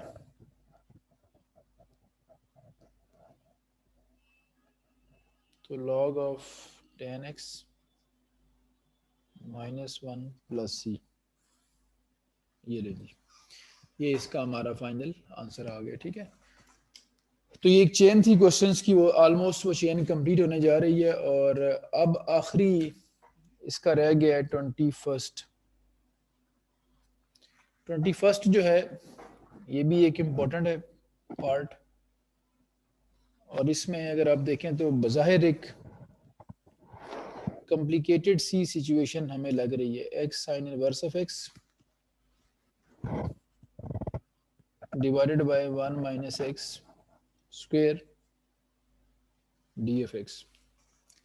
सिचुएशन यहाँ पे ये बन गई है कि यहाँ पे इनवर्स फंक्शन भी है ये वाला, साथ एल्जेब्रिक भी है, और नीचे भी एक एल्जेब्रिक लिखा हुआ है। तो अगर देखा जाए तो ये यहाँ पे ओवरऑल 3 फैक्टर नजर आ रहे हैं हमें, एक्स सिंपल पोलिनोमियल, नीचे स्क्वायर रूट में आ गया फंक्शन, और ऊपर आ गया साइन इनवर्स भी। तो बाय पार्ट्स अगर अप्लाई करना चाहते हैं तो बाय पार्ट्स के लिए ज़रूरी होता है कि 2 फंक्शंस हो हमारे पास, तो यहाँ तो 3 बन गए, तो फिर हमें मजबूरन किसी एक फंक्शन को एलिमिनेट करना पड़ेगा। एलिमिनेट करने का मतलब ये हुआ कि किसी एक को यहाँ से हमने रिमूव करना है ताकि 2 फंक्शंस रह जाएं और हम बाय पार्ट्स अप्लाई कर सकें, किसी एक को यू और किसी एक को वी रख के। तो आप लोगों को मैं रिकॉल करवा दूं, हमने एक मेथड पढ़ा था इंटीग्रेशन बाय सब्स्टिट्यूशन, और मैंने आपसे कई दफ़ा कहा है कि इंटीग्रेशन में आप पिछला जो भी आइडिया आपके पास हो, जो भी प्रीवियस आपने बात पढ़ी हो, उसको साथ कैरी करना पड़ता है, तब जाके अब अगला काम कर सकते हैं। ठीक है, और मैंने कहा था चैप्टर ऑटोमेटिकली आपकी रिवीजन करवाता है। यहाँ ये आइडिया यूज़ हो रहा है बेटा कि अगर किसी क्वेश्चन के अंदर हमें फंक्शन और उसका डेरिवेटिव नजर आए ना, जैसे ये फंक्शन है और ये उसका डेरिवेटिव लिखा हुआ है dx के साथ, तो इस सिचुएशन में हम फंक्शन को सब्स्टिट्यूट कर सकते हैं किसी भी नए वेरिएबल के बराबर। यही सेम मेथड बेटा आप यहाँ भी लगा सकते थे। यहाँ tan x है और tan का डेरिवेटिव क्या होता है, सीकेंड स्क्वायर x dx, तो ये tan को सब्स्टिट्यूट कर देते हम, तो ये क्वेश्चन भी बाय सब्स्टिट्यूशन हो सकता था, लेकिन उसमें ओवरऑल लॉग डोमिनेंट था, तो एक लॉग को कंसीडर किया और एक उसको, तो 2 फंक्शंस बन चुके थे। लेकिन यहाँ ये तीनों अलग अलग हैं, एक्स भी, साइन इनवर्स भी और ये भी, तो यहाँ मजबूरन हमें सब्स्टिट्यूशन से ही करना पड़ेगा इसको। तो फिर मैं ये करता हूँ कि जिसका डेरिवेटिव dx के साथ लिखा होता है, ये हमने पढ़ा था कि उसको हम सब्स्टिट्यूट करते हैं, तो put sine inverse of x is equal to y, और फिर उसके बाद हम लेते होते हैं इसका differential, taking differential on both sides. जब डिफरेंशियल लेंगे तो क्या होगा, साइन इनवर्स ऑफ x जो है उसका आ जाएगा 1/, चूंकि डेरिवेटिव ही लिखते हैं ना, साथ डिपेंडेंस खत्म करने के लिए dx से मल्टीप्लाई करना, तो साइन इनवर्स ऑफ x का ये होगा, और x का क्या होगा dx, और y का क्या होगा dy। तो अब जरा आप अगर ऑब्जर्व करें तो जो हमारा इंटेग्रल था वो क्या था, देखें हमारा जो इंटेग्रल था वो यूं था, उसमें एक x लिखा था, एक साइन इनवर्स ऑफ x लिखा हुआ था, और एक 1/√1 माइनस x स्क्वायर था dx। ठीक है, अब इसमें हमने क्या क्या सब्स्टिट्यूट किया देखें, जहां जहां साइन इनवर्स एक्स था उसकी जगह पे वाई आ जाएगा। ये सारा ऊपर नजर आ रहा है डी वाई के बराबर है। और ये जो एक्स लिखा हुआ है इसका भी हल निकालना है। तो ये देखें, अगर आपने साइन इनवर्स ऑफ एक्स को वाई पुट किया है तो फिर यहां से अगर हम एक्स इधर ही छोड़ें और साइन को राइट साइड पे ले जाएं तो ये एक्स की वैल्यू आई। तो मैं तीनों को जरा आप लोगों के लिए प्रोमिनेंट करता हूँ। ये साइन इनवर्स एक्स की जगह पे वाई आ जाएगा, साइन वाई की जगह एक्स की जगह पे साइन वाई आ जाएगा, दो चेंजेस हो जाएंगी। और जहां जहां लिखा हुआ था 1/√1 - x² dx उसकी जगह आ जाएगा dy। तो तीनों चीजें, एक्स की जगह पे साइन वाई आएगा, ये जो एक्स था इसकी जगह यहाँ क्या आएगा साइन वाई, साइन वाई, ठीक है। और साथ क्या आ गया, वाई आ गया इसकी जगह पे, और ये डी वाई जो है ये सारा आ गया इस थर्ड फैक्टर की जगह पे। तो तीन चीजें चेंज हुई हैं। तो इन शॉर्ट ये कि हमारा क्वेश्चन यूं रह गया, अगर हम इसको तरतीब से लिखें, y sine y d y, ये हमारा क्वेश्चन बच गया। और अब इसको आसानी से बाय पार्ट्स इंटीग्रेट किया जा सकता है, क्योंकि अब हमारे पास सिर्फ दो फंक्शंस हैं, एक अलजेब्रिक और एक ट्रिग्नोमेट्रिक। ये बिल्कुल क्वेश्चन वन जैसा बन गया है, क्वेश्चन वन के पहले पार्ट जैसा। पहले पार्ट में एक्स साइन एक्स था, अगर आपको याद हो, तो यहाँ वाई साइन वाई है, वो एक्स की रिस्पेक्ट से और ये वाई की रिस्पेक्ट से।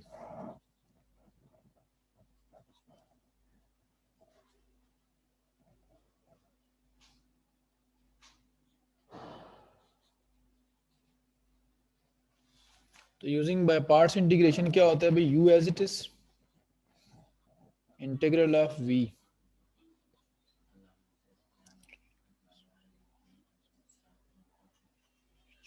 फिर क्या होता है derivative of first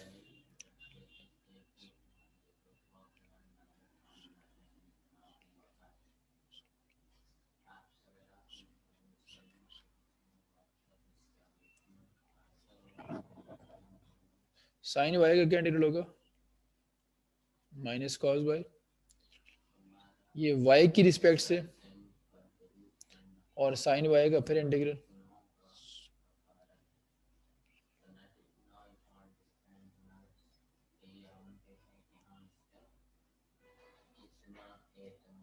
minus minus plus, sine y का माइनस कॉस वाई, और वाई का डेरिवेटिव वन हो गया वाई की रिस्पेक्ट से, ठीक है बच्चों।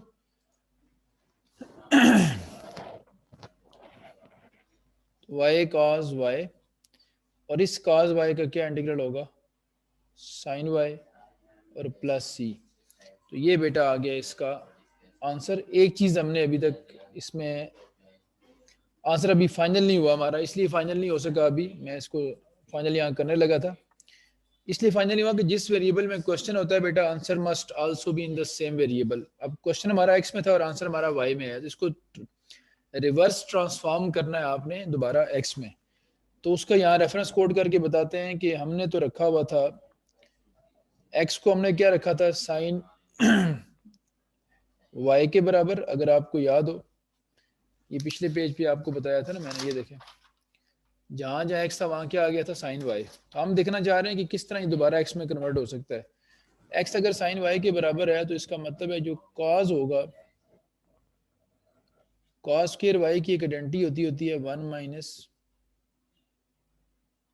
साइन स्क्वायर वाई, और साइन एक्स के बराबर है तो 1 माइनस एक्स स्क्वायर,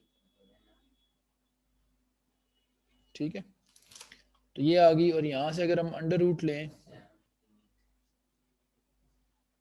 तो ये आ जाएगा 1 माइनस एक्स स्क्वायर और उसका स्क्वायर रूट।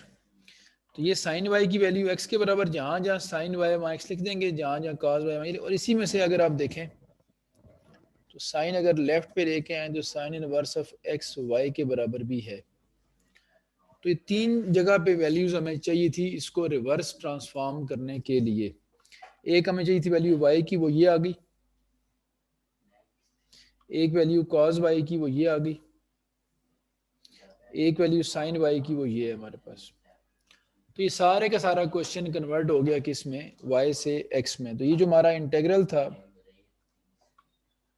सो इंटेग्रल बिकम्स, जहाँ जहाँ वाई था वहाँ क्या लिखना आपने, साइन इनवर्स ऑफ एक्स, जहाँ जहाँ कॉस वाई था वहाँ क्या लिखना है आपने, अंडर रूट 1 - x², और जहाँ जहाँ साइन वाई था वहाँ क्या लिखना है, x और प्लस c। तो ये बेटा आ गया हमारा फाइनल आंसर। ठीक है बच्चों, ये सारे के सारा x में भी कन्वर्ट कर लिया हमने, तो इसके साथ ये क्वेश्चन हमारा यहाँ पे होता है अब कंप्लीट जाके। अच्छा जी, अब आगे चलते हैं। ये था हमारा 21st पार्ट। इसका एक पार्ट मैंने छोड़ा था, आप लोगों को याद होगा, 15th पार्ट। और मैंने आप लोगों से कहा था कि 15th पार्ट क्वेश्चन 1 का हम करेंगे क्वेश्चन 2 के साथ लिंक करके। उसकी वजह ये थी कि क्वेश्चन 2 जो है उसके बहुत सारे पार्ट्स ऐसे हैं जो क्वेश्चन 1 का 15th पार्ट है इसके साथ मैच करते हैं।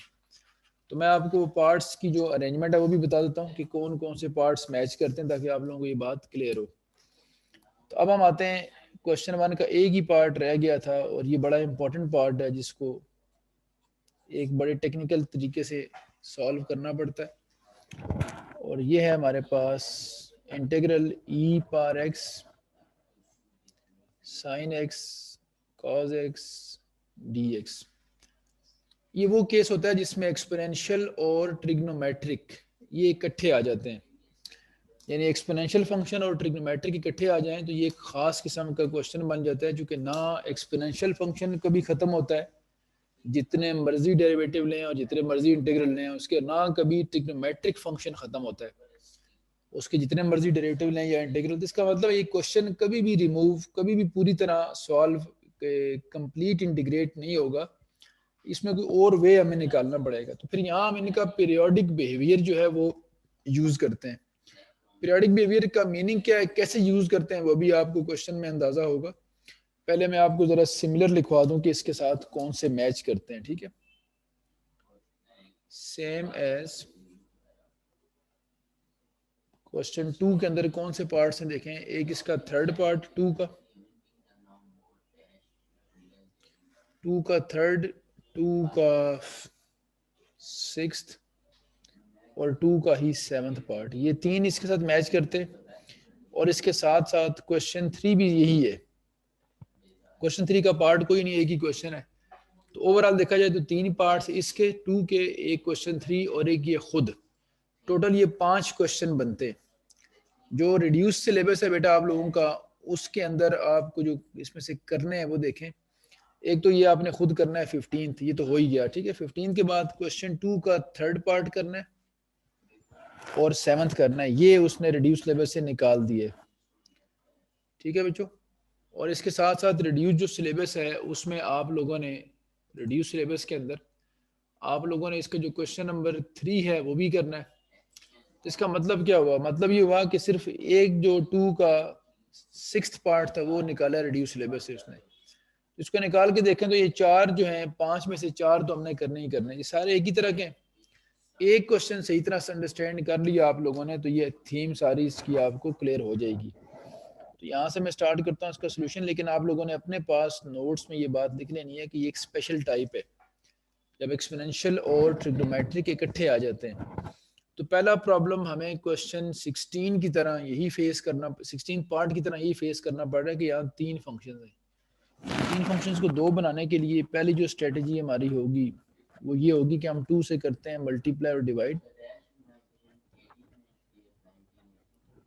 अगर आप लोगों को याद हो तो जो इसी एक्सरसाइज के अंदर बुक अगर आपके सामने हो तो जो 16th पार्ट है वो x sin x cos x वाला था, वो भी हमने ऐसे ही 2 से मल्टीप्लाई डिवाइड करके फॉर्मूला डेवलप किया था। ये 2 इधर ले आते हैं तो ये 2i बन गया। मैं चाह रहा हूँ उस तरफ फ्रैक्शन ना हो, तो ये ex और ये फॉर्मूला बन गया sin 2x का। रेफरेंस के लिए हम लिख देते हैं कि जो 2 sin x cos x था, ये फर्स्ट ईयर में आपने पढ़ा था कि इसका डबल एंगल फार्मूला होता है sin 2x। अब आपके सामने बड़ा एक सिंपल सा सिनेरियो बन गया है। दो फंक्शंस हैं आपके सामने और इनको आपने, इनके प्रोडक्ट को आपने इंटीग्रेट करना है। तो अब हमारे लिए क्या होगा, अब थोड़ी देर के लिए बुक अगर आपके सामने हो तो 2 का आप 3rd और 6th और 7th और उसके बाद क्वेश्चन 3 देखें तो वो उसमें भी आपको एक्सपोनेंशियल और ट्रिग्नोमेट्रिक ही नजर आएंगे। अब होना क्या है, जब इंटीग्रेट करना शुरू करेंगे तो ये आइलेट रूल को फॉलो करना पड़ेगा। आइलेट रूल के मुताबिक ट्रिग्नोमेट्री पहले आती है और एक्सपोनेंशियल आखिर में आता है। आइलेट में सबसे एंड पे ई आता है। इसका मतलब ट्रिग्नोमेट्री को यू और फिर एक्सपोनेंशियल को क्या रखा जाएगा, वी। ये वैसे ऐसा एक स्पेशल केस है एक्सपोनेंशियल और ट्रिग्नोमेट्री का कि यहाँ दोनों के आपको डेरिवेटिव्स भी पता है और दोनों के आपको इंटीग्रल भी पता है। इसलिए अगर यहाँ आइलेट रूल को आप वायलेट कर दें, आइलेट रूल को ना भी फॉलो करें, तब भी ये सॉल्व हो सकता है। तो आइलेट रूल आपको फैसिलिटेट करता है, आपको ऑप्शन देता है कि इस तरह चलेंगे तो आपके लिए आसानी होगी। अदरवाइज अगर इस क्वेश्चन में आप आइलेट रूल को ना भी फॉलो करें तब भी क्वेश्चन सॉल्व हो जाता है। लेकिन बेहतर होता है कि एक ही चीज को, एक ही रूल को फॉलो किया करें। तो मैं लिखता हूँ यूजिंग बाय पार्ट्स इंटीग्रेशन। तो हमने आइलेट रूल के अकॉर्डिंग यूर भी सिलेक्ट किए हैं, ठीक है। अच्छा जी बच्चों, मैं एक बार एक्सप्लेन करता हूँ इसको। मैंने अभी बीच में से स्टेप्स किए और बोला नहीं था मैं, ताकि एक बार आप लोग देख लें किस तरह हुआ ये काम। एक्सपोनेंशियल और ट्रिग्नोमेट्रिक जब भी आते हैं बेटा, तो याद रखना है कि इसको 2 बार इंटीग्रेट करना पड़ता है। उसकी वजह ये होता है कि हम इसका पीरियोडिक बिहेवियर यूज करना चाह रहे होते हैं। पीरियोडिक बिहेवियर का मतलब रेपिटेशन है बेसिकली, कि ये साइन 2x है ना, तो हम चाहते हैं कि दोबारा साइन 2x आ जाए, क्योंकि एक्स को तो आप डिफ्रेंशिएट करें या इंटीग्रेट करें, उसने एक्स ही रहना है। तो साइन को जब हम डिफ्रेंशिएट करेंगे तो कॉस बन जाएगा, और इंटीग्रेट करेंगे तो माइनस कॉस बन जाएगा। तो ये कन्वर्ट होना है, इसलिए इसको हम दोबारा साइन पे लाने के लिए 2 बार इंटीग्रेट करेंगे। एक बार जब आप बाई पार्ट्स लगाते हैं, u as it is, v का integral minus derivative of u integral of v, और इन दोनों का मिला के कंबाइन इंटीग्रल। अब ex का इंटीग्रल ex ही हो गया, sin x 2x का डेरिवेटिव cos 2x और 2x का 2, और ex का इंटीग्रल ex, और फिर इन दोनों को मिला के एक कॉमन इंटीग्रल। इसमें से सिंप्लीफाई किया तो 2 बाहर निकल आएगा, पीछे बचेगा अब cos 2x ex। अब एक बार जब हम इंटीग्रेट किया हमने तो उस वक्त sin x था, तो sin x से वो क्या बन गया, cos x। फिर ट्रिग्नोमेट्री और एक्सपोनेंशियल 2 आ गए हैं, तो फिर ट्रिग्नोमेट्री को u आइलेट रूल के अकॉर्डिंग और एक्सपोनेंशियल को v रखेंगे। Again using by parts integration, दोबारा बाय पार्ट्स लगाते हैं इसके ऊपर। अब जब दूसरी बार लगाएंगे तो cos दोबारा किस में आ जाएगा, साइन में, और ये सिचुएशन हमें मिलेगी जो कि रिपीटिशन को शो करेगी। और इसको मैं कोई नाम भी दे दूं, क्योंकि इसको हमने यूज करना होगा रिपीटिशन वाले बिहेवियर के अंदर, तो इसको हम 1 कहते हैं। तो मैं लिखता हूं, देखें भाई, u as it is integral of v minus derivative of first कौन सा है, cos 2x, integral of second, और दोनों को मिला के फिर एक कंबाइन इंटीग्रल। ठीक है बच्चों। अब लेफ्ट पे क्या चलता जा रहा है, 2i जो है,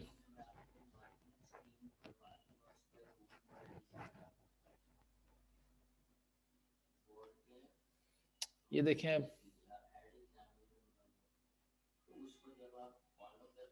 ex का ex ही होगा, cos 2x का इंटीग्रल क्या होगा, माइनस साइन 2x, 2x का 2, ex का ex, और फिर मिला के एक कॉमन इंटीग्रल। तो 2 बार ये इंटीग्रेट हुआ है, और मैंने इसीलिए कहा था कि रेपिटेशन वाला बिहेवियर यूज करना है। 2 बार जब इंटीग्रेट हो जाएगा तो ये क्वेश्चन दोबारा रिपीट हो जाएगा। अब देखें ये ब्रैकेट लगी है ना, ये वाली, ये माइनस माइनस प्लस हो रहा है, और ये प्लस माइनस फिर माइनस हो जाएगा, और ये वाला 2 जो है और ये वाला 2, ये मिल के बनेंगे 4, और ब्रैकेट में क्या रह गया, ex sin 2x dx। अब बेटा जो बाद में रिपीटिशन की कर रहा था ना बार बार आपसे, तो ये देखें आप जरा कि ये जो हमारा इंटीग्रल था ये वाला, ये बिल्कुल सेम यही जो चीज थी वो दोबारा यहाँ बन गई है। ये तो दोबारा बनने का मतलब है कि ये दोबारा अगर देखें तो ये इक्वेशन 1 से ये 2i के बराबर है, तो इसकी जगह पे 2i लिख देंगे हम, तब जाके ये क्वेश्चन हमारा किसी एंड पे पहुंचेगा। अदरवाइज ये हम इंटीग्रेट करते जाएं तो ये बार बार साइन से cos, cos से साइन ही बनता रहेगा। तो ये रिपीटिशन का फायदा हमें क्या हुआ कि हम उसकी जगह अब कह सकते हैं कि ये जो सारे के सारा इंटीग्रल है बेटा, ये 2i के बराबर था, तो यहाँ मैं लिख दूंगा 2i, i फॉर इंटीग्रल।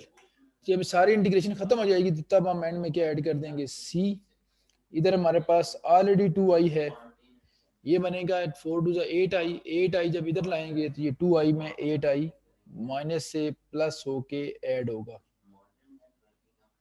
इन दोनों के अंदर कॉमन है ex, तो ब्रैकेट में रह जाएगा sin 2x minus 2 cos 2x और प्लस c। अब ये 10i बनेगा,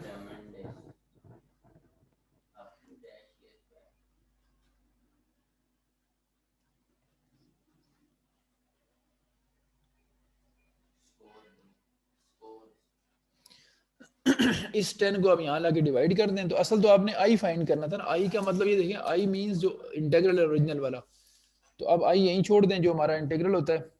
10 जो है वो राइट साइड पे आ जाएगा, डिवाइड हो जाएगा, तो sin 2x minus 2 cos 2x।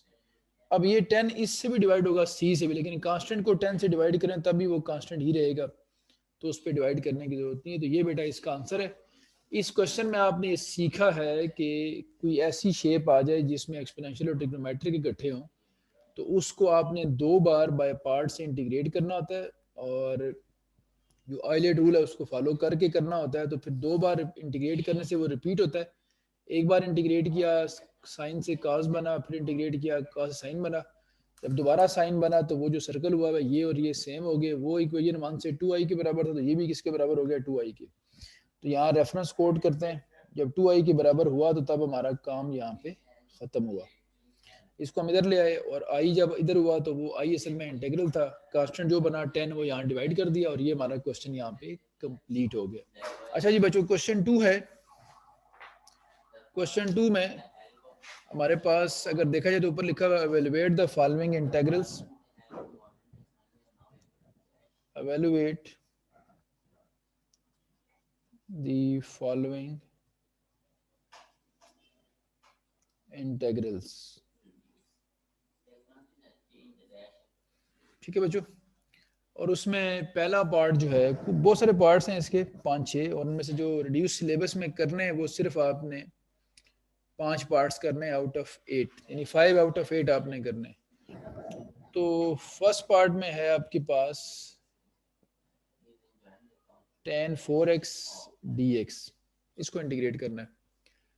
tan के बारे में आप लोग अगर भूल ना गए हों, 3.2 से हम पढ़ते आ रहे हैं, 3.2 में भी और 3.3 में भी आपको बताया मैंने कि tan और cot जब स्क्वायर में आए तो हम आइडेंटिटी यूज करते हैं। तो इसका मतलब हमारे पास तो स्क्वायर का ही पैटर्न पड़ा हुआ है ना, तो ये तो 4 पार आ गई, तो उसको किस तरह डील करें फिर। तो 4 बार जब आइए तो फिर इसको हम डील इस तरह करेंगे कि इसको स्क्वायर इनटू स्क्वायर करेंगे, ताकि ये हमें जो पैटर्न इजी लग रहा है उसमें हम इसको लेके जाना चाहते हैं। तो इसको 2 इसके बना लें parts, tan square into tan square. अब इनमें से किसी एक tan को आप रिड्यूस कर दें आइडेंटिटी में, तो देखें क्या बनना है। आइडेंटिटी क्या होती है, आइडेंटिटी है हमारे पास सेकेंड स्क्वायर x माइनस 1, और आप इनको दोनों से मल्टीप्लाई कर दें, tan square into second square क्या होगा देखें,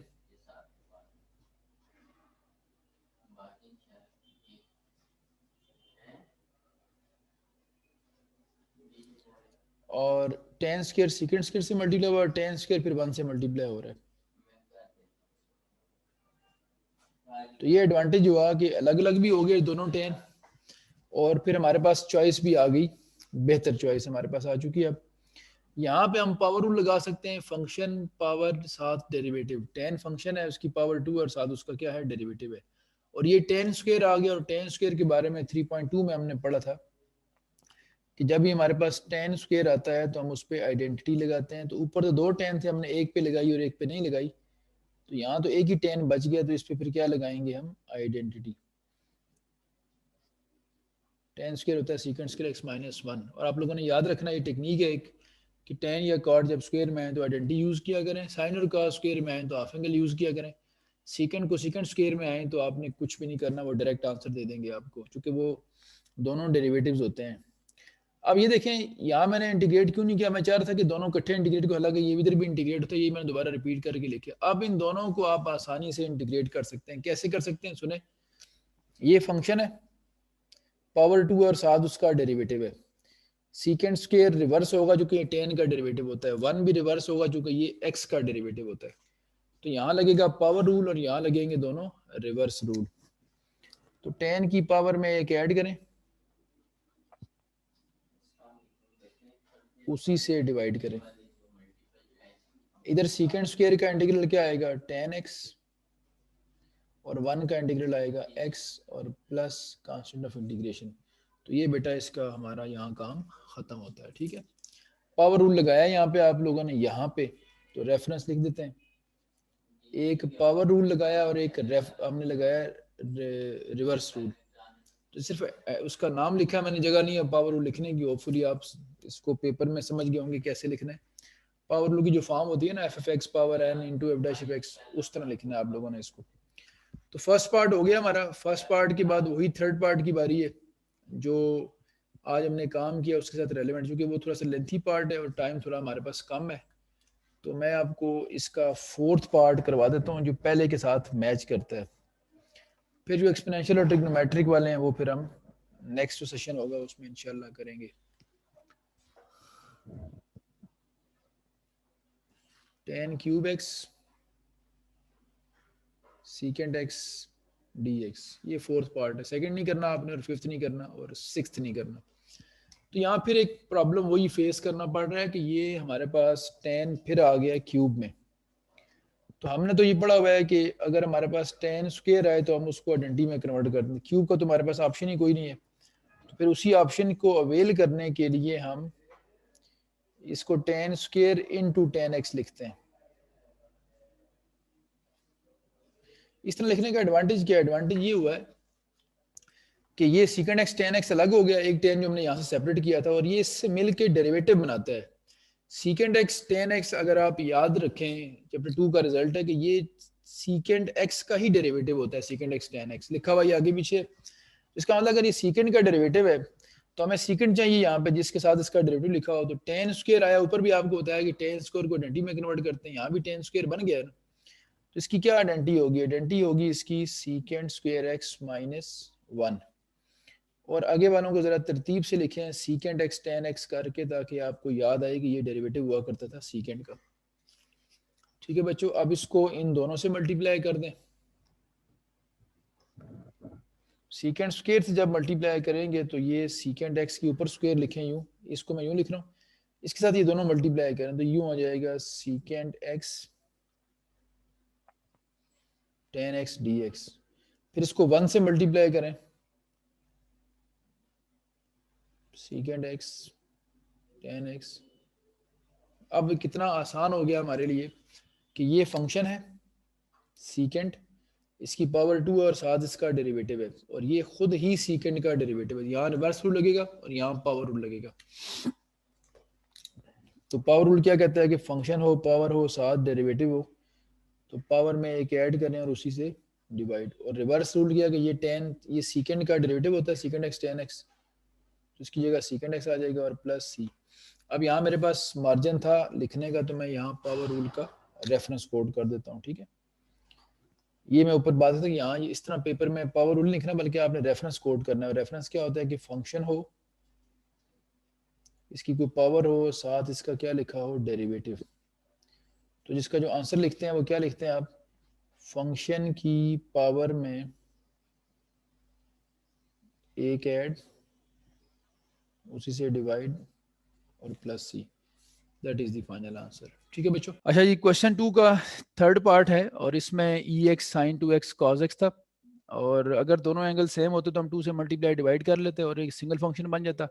दोनों एंगल डिफरेंट थे तो फिर ये वाला फार्मूला यहाँ अप्लाई करना था हमें। फर्स्ट ईयर में चैप्टर 10 में हमने पढ़ा था प्रोडक्ट टू सम कन्वर्जन का फार्मूला। इसके लिए एक को अल्फा और एक को हमने क्या कह दिया, बीटा, और 2 की कमी थी तो यहाँ पहले 2 से किया है डिवाइड और 2 से multiply.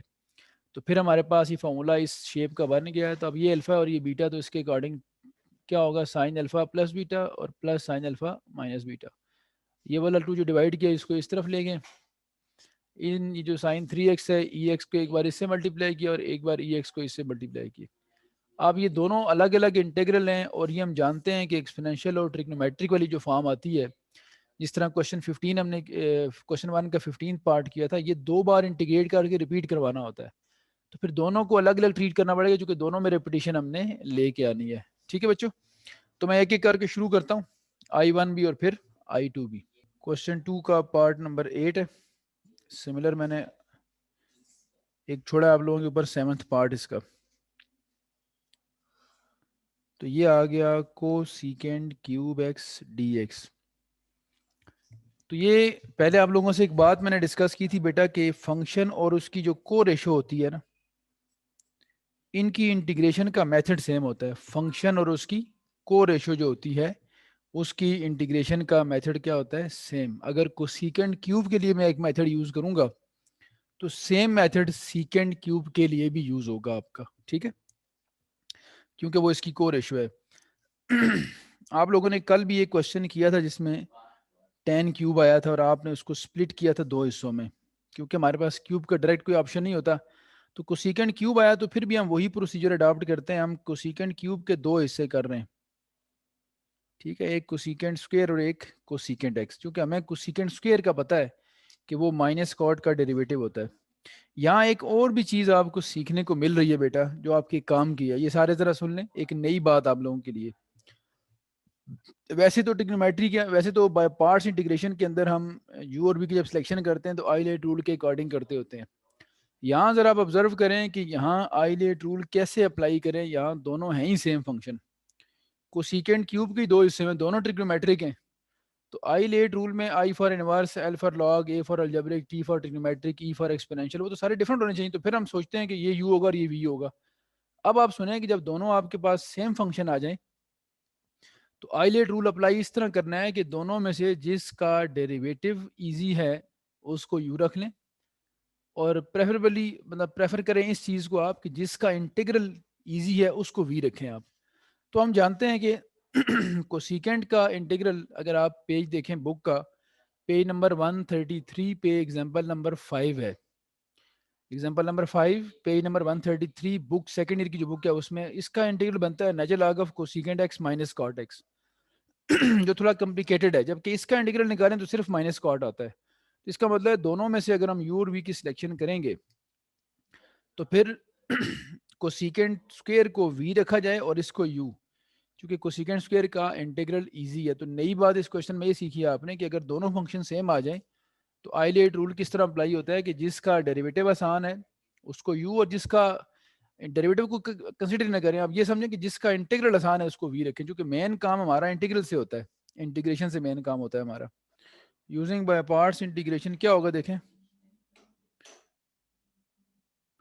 You as it is integral of we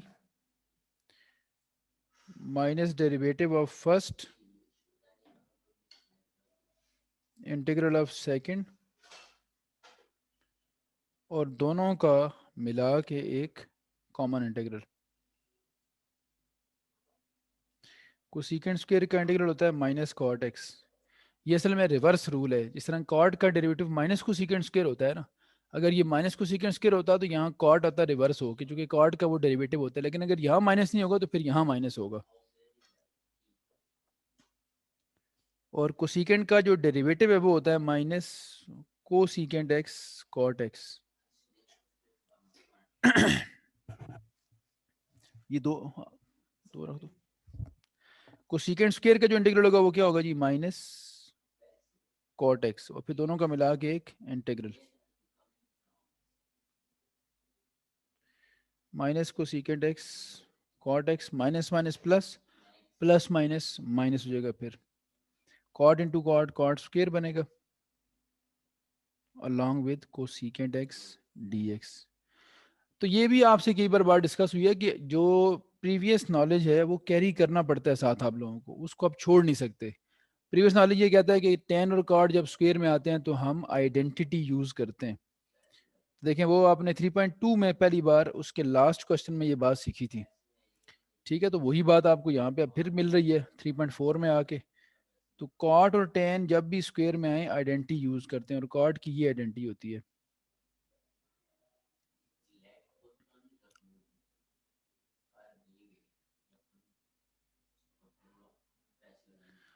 ये अब देखें cosecant square into cosecant multiply होगा, ये कोसिकेंट इन दोनों से मल्टीप्लाई होना है, 1 से भी और इससे भी, तो ये माइनस जो है वो साथ आएगा, कोसिकेंट स्क्वायर इंटू कोसिकेंट करेंगे, कोसिकेंट क्यूब हो जाएगा और माइनस माइनस प्लस होगा, तो कोसिकेंट एक्स आ जाएगा। अब बेटा मसला हल हो गया हमारा। क्यों हल हो गया? ये जो कोसिकेंट क्यूब बना है ना, ये एग्जैक्ट यही चीज़ बन गई जो कि आई के इक्वल है।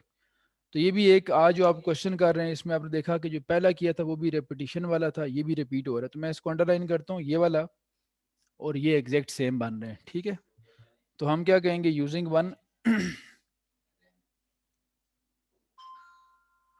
कोसिकेंट एक्स कॉट एक्स, ये जो था अंडरलाइन हुआ हुआ, ये आई है असल में integral.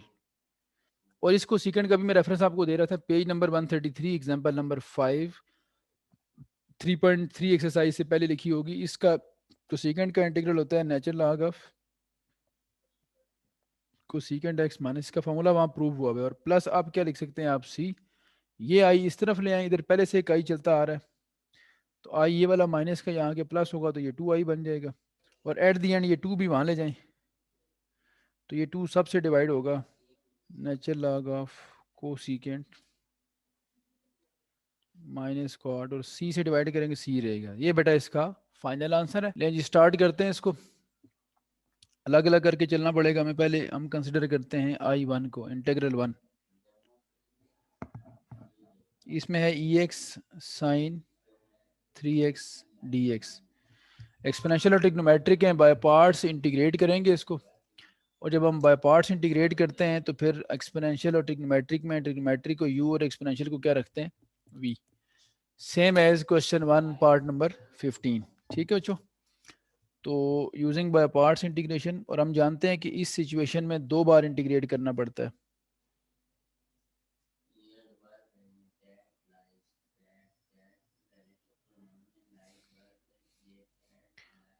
u as it is integral of v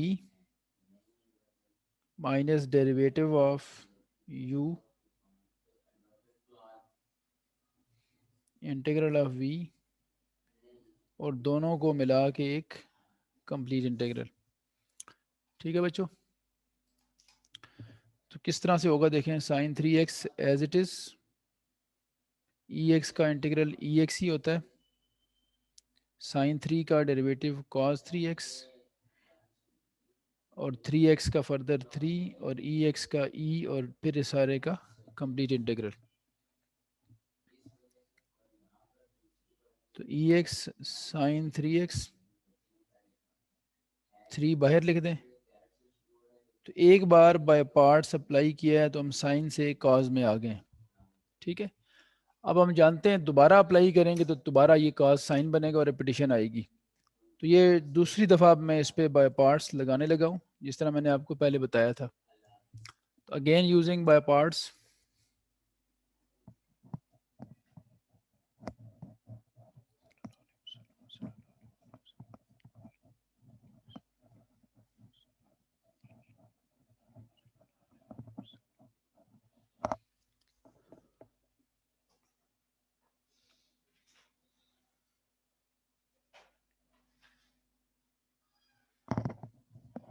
ये u और ये v है, तो u as it is integral of v minus derivative of u integral of v then a combine integral. बच्चों ठीक है जी, समझ आ रही है बात आपको? ये फिर हो गया ई एक्स साइन 3x, ई एक्स का इंटीग्रल ई एक्स ही बनेगा,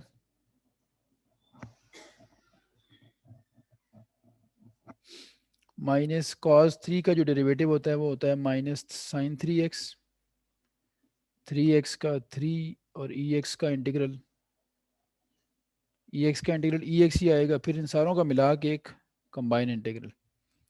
ठीक है बच्चों, अब आपके पास ये देखें यूँ बन जाना है ई एक्स,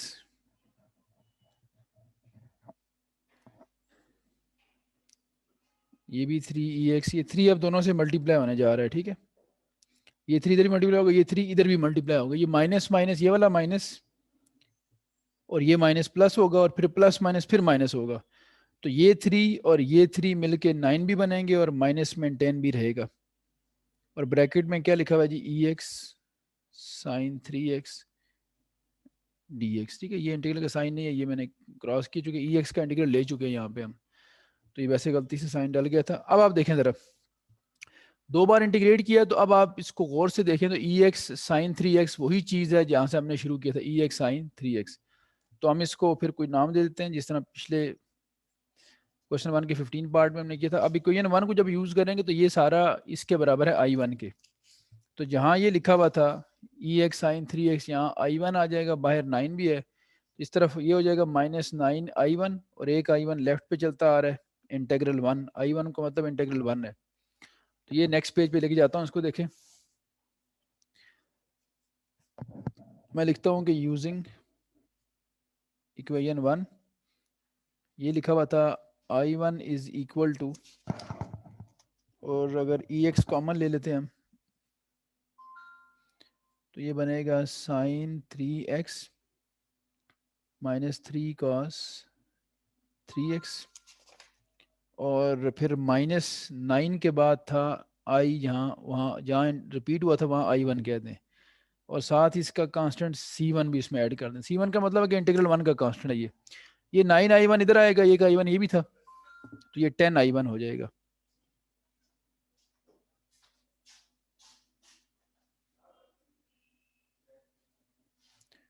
मेरे पानी पिलाना यार ज़रा। ये 10 इधर ला के डिवाइड कर दें,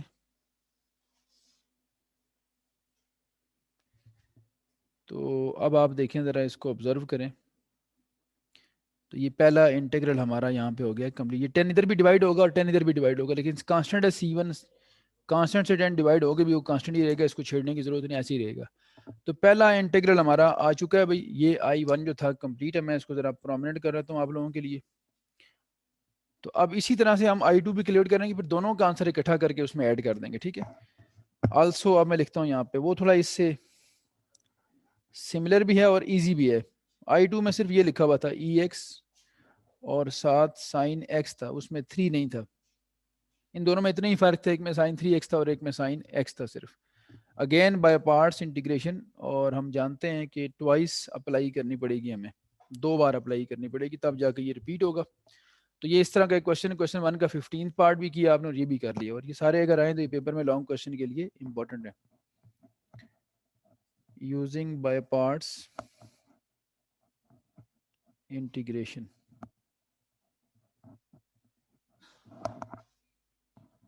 तो रेफरेंस पेपर में कोड करना, यहाँ मैं टाइम बचाने के लिए नहीं कर रहा। किस तरह होगा जी, using by parts integration, u as it is integral of v minus derivative of u क्या था अभी, साइन x,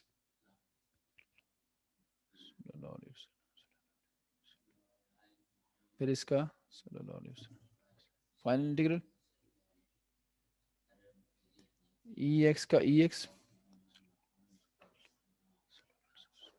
साइन x का cos x। ठीक है जी, इसको सिंप्लीफाई करने की भी जरूरत नहीं है, क्योंकि इसमें कोई और चीज़ तो आई नहीं है। तो ये फिर अगेन वही चीज़ बन गई है, तो दोबारा बाय पार्ट्स लगाएंगे। ये किस में देखें ज़रा, वहाँ साइन एक्स और ई एक्स था, यहाँ कॉस एक्स और ई एक्स बन गए।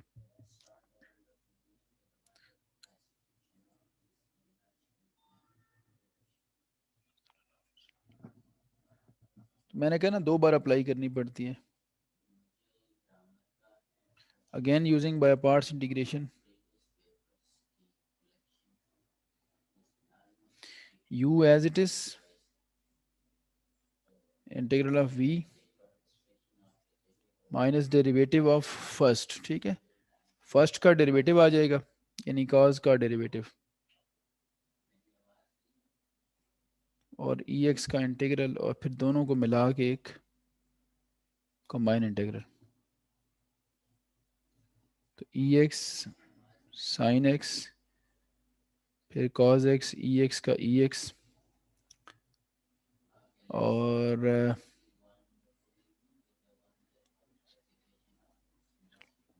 कॉज का माइनस साइन था, ई एक्स का ई एक्स ही था।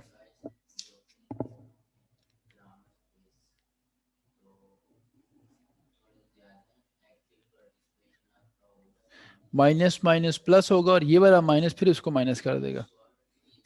तो देखें दो बार जब ये इंटीग्रेट हुआ है ना, तो अब कंफर्म था कि इसने रिपीट होना था और ये रिपीट हो भी गया। ये देखें, if we call it equation 2, तो ये 2 देखें तो ये e x sine x I two के इक्वल था, ये वही चीज़ बन गई है सेम। इधर भी आई टू ही चल रहा था, तो यहाँ पे हम रिप्लेस कर देंगे इसको, इन दोनों में से ई एक्स कॉमन ले लें।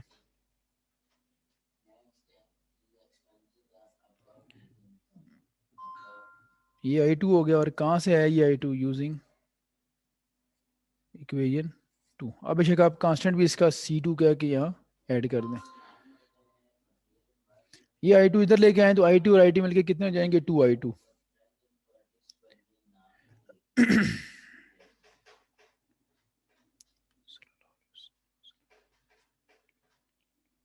इस तरह पिछले क्वेश्चन में 10 बना था ना, पिछले पार्ट में ये जो 10 बना था, 10 आके यहाँ डिवाइड किया था, यहाँ सिर्फ 2 बना है। तो इस 2 को यहाँ ला के वो एवेल्युएट कर लिए हैं दोनों पार्ट्स। और अब ये दोनों जो हमने इससे I1 I2 बनाए थे, इनका जो कंबाइन इंटीग्रल था वो I था। तो ये 2 जब यहाँ डिवाइड किया तो 2 यहाँ भी डिवाइड होगा, लेकिन कांस्टेंट से डिवाइड होकर कोई फ़र्क नहीं पड़ता। तो इंटीग्रेशन में कांस्टेंट जितने भी हो उनको एक ही कांस्टेंट से रिप्रेजेंट कर दिया जाता है। ये दोनों जो मैंने सर्कल हाईलाइट किए हैं, ये वाला और ये वाला, ये दोनों I1 I2 जो हैं, ये उठा के हमने कहाँ पुट करने?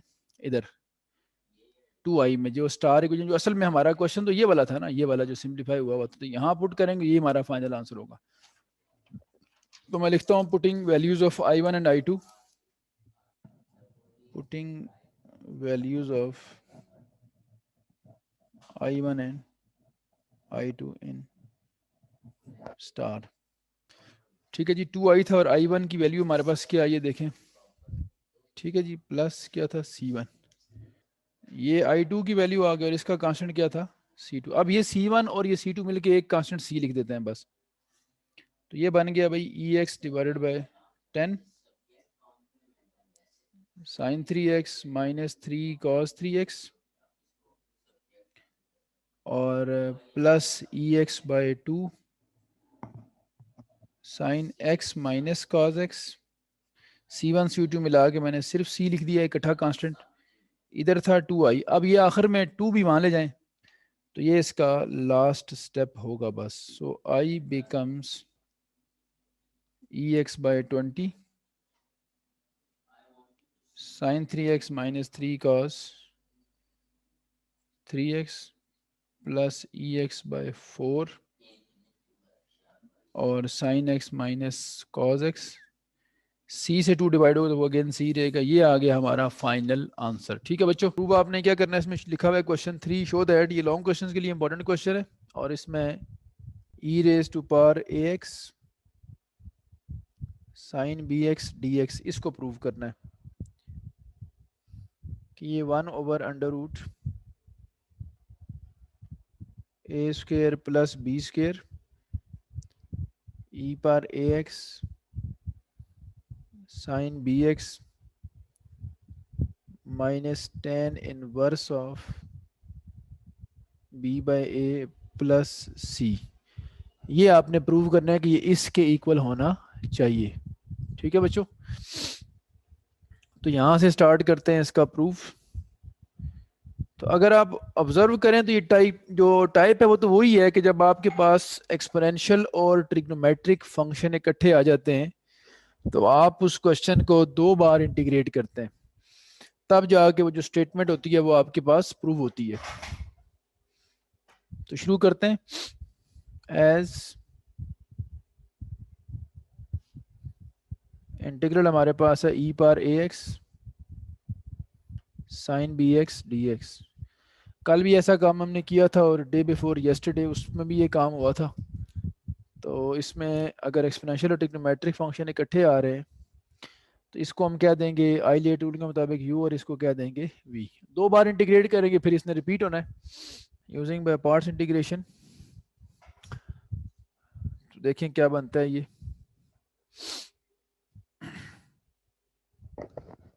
अच्छा जी, आप सुने ज़रा, इसको मैं रिपीट करता हूँ। बाय पार्ट्स लगाया इसके ऊपर हमने, u as it is integral of v e x का e x over a minus derivative of first integral of second sine b x का कॉस बी एक्स का बी और ई पार ए एक्स ओवर ए, ये इसका integral आ गया। ये B और ए जो थे ये बाहर लिख दिए मैंने, ये 1/, लिखा भी। एक बार बाय पार्ट्स अप्लाई किया है तो हम साइन से काज तक पहुंच चुके हैं। अब दोबारा करेंगे तो दोबारा ये काज से साइन में आएगा और ये यहाँ पे बात रिपीट हो जाएगी जो हम चाह रहे होते हैं।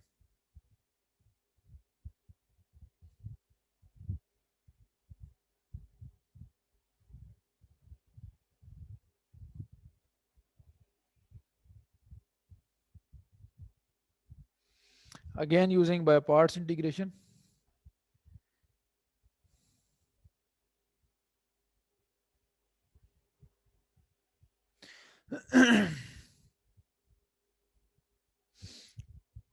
यू और भी दो फंक्शन है, फिर देखें। U as it is integral of v minus derivative of u integral of v और इस सारे का एक होल इंटीग्रल। ठीक है,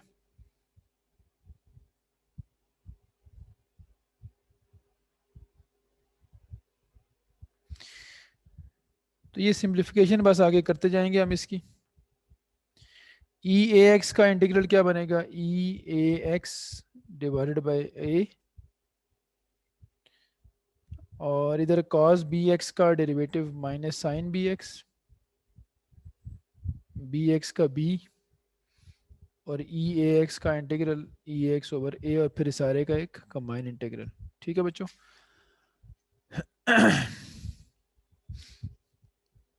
तो 1/a साइन बी एक्स ई पर ये वाला ए और ये ए मिलेंगे तो b by a square cos b x into e पार ए एक्स, फिर माइनस माइनस प्लस और प्लस माइनस फिर माइनस हो जाना है। ये b बाय ए और ये वाला b बाय ए जब मल्टीप्लाई होंगे तो माइनस तो मेंटेन रहेगा, क्योंकि 3 माइनस आ गए तो ये b बाय ए स्क्वेयर हो जाएगा और ब्रैकेट में क्या रह जाएगा, ई पार a x sine b x d x. ये अब जाके हमारा टारगेट अचीव हुआ है। हम जानते थे कि 2 बार इंटीग्रेट करने के बाद इसने रिपीट होना है। तो अब ज़रा आप इसको ऑब्जर्व करें, ई पर a x sine b x जिसको हमने आई के इक्वल रखा था वही बन गया है यहाँ पे, ई पर a x sine b x. तो ये जो सारे के सारा था ये आपके पास आई के इक्वल आ गया है। ठीक है, तो ये हमारी रिक्वायरमेंट भी होती है और हमें पता भी होता है कि ये बनेगा बाद में जाके।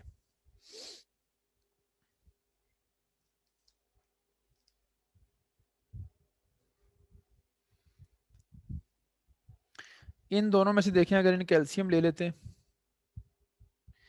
तो एलसीएम आ जाएगा ए स्क्वेयर, यहाँ आएगा ए साइन बी एक्स ई पर ए एक्स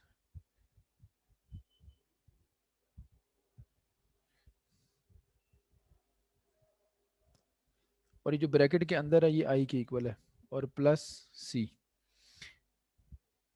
अब ये आई जो है उसको इस तरफ लेके आए तो यहाँ भी एक आई था हमारे पास, ये उसमें आके ऐड हो जाएगा I plus b square by a square आई।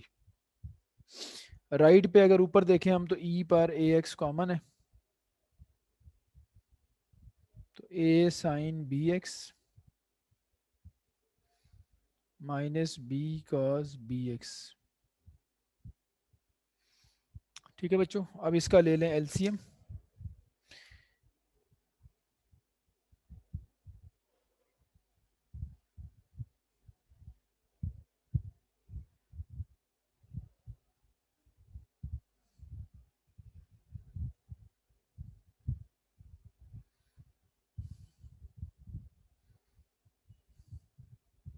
ये लें जी, तो यहाँ तक हमारा आंसर तकरीबन फाइनल हो चुका है, लेकिन कुछ हमने प्रूव भी करना है। ए स्क्र स्क्र से कट जाएगा, ये वाला ए स्क्र प्लस बी स्क्र यहाँ ले आए तो आई हमारा टारगेट था वो मिल जाएगा हमें, लेकिन प्रूव जो करना है उसको भी साथ देखना है हमने।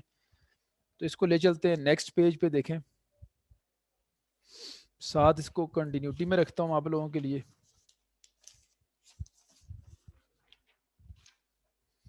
ये देखें भाई,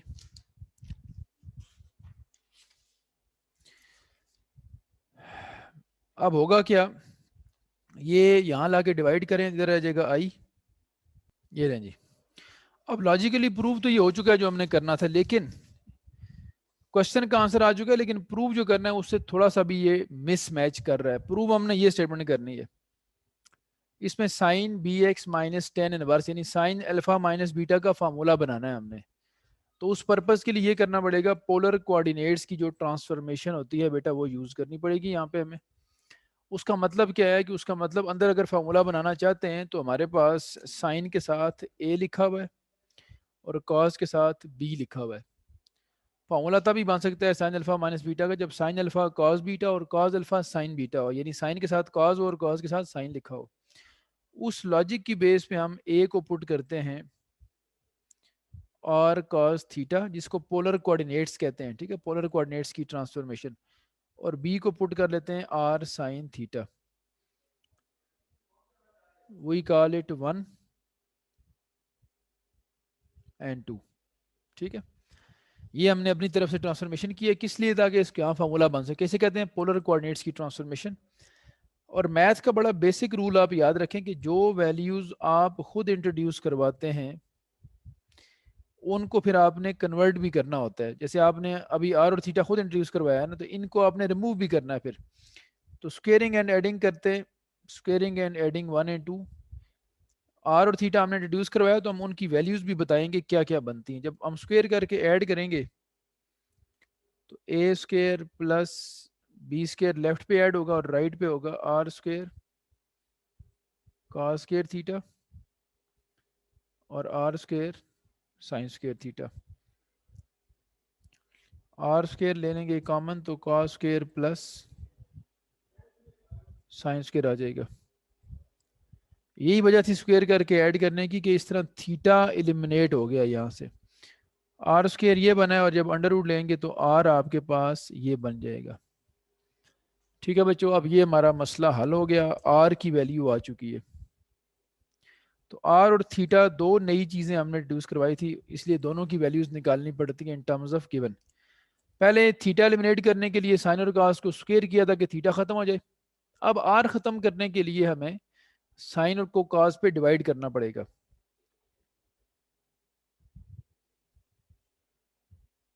थीटा खत्म करके आर निकले।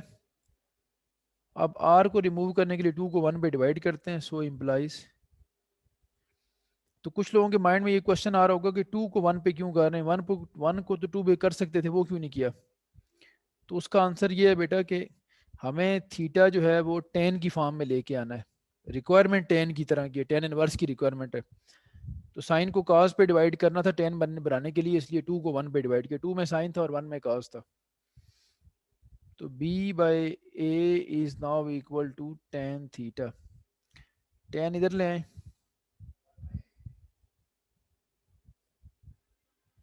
ये आ गया थीटा बच्चों।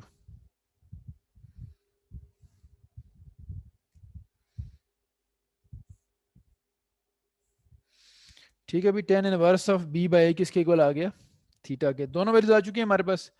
अब आप सिर्फ स्टार में प्लेस करें, ये आपका तकरीबन लास्ट स्टेप होगा। देखें, हेंस स्टार इम्प्लाइज, स्टार की एक तरफ आई लिखा हुआ था इंटेग्रल, एक तरफ था ई पर a x over a square plus b square, और यहाँ से a square plus b square r square के बराबर है। तो ये जो a square plus b square लिखा हुआ है इसकी जगह क्या आ जाएगा, आर स्केयर। ब्रैकेट के अंदर क्या था, ए की जगह आपने पुट किया था आर कॉस थीटा, और बी की जगह आपने पुट किया हुआ था आर साइन थीटा।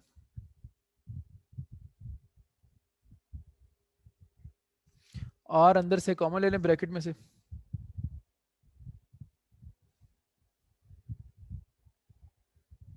और तरतीब से लिखें तो ब्रैकेट में बचेगा sine b x cos theta minus cos b x. यही तो हमारा टारगेट था कि हम साइन अल्फा माइनस बीटा का फॉर्मूला बनाना चाह रहे थे, वो बन चुका है। Sine alpha cos beta cos alpha sine beta, r r से कट जाएगा, ई पर ए एक्स ओवर आर रह जाएगा, और ये फार्मूला बन गया साइन अल्फा माइनस बीटा का। तो दो चीज़ें हमारी इंट्रोड्यूस करवाई हुई थी, आर और थीटा, उनकी वैल्यूज पुट कर दें, आर ये है और थीटा ये है। देखें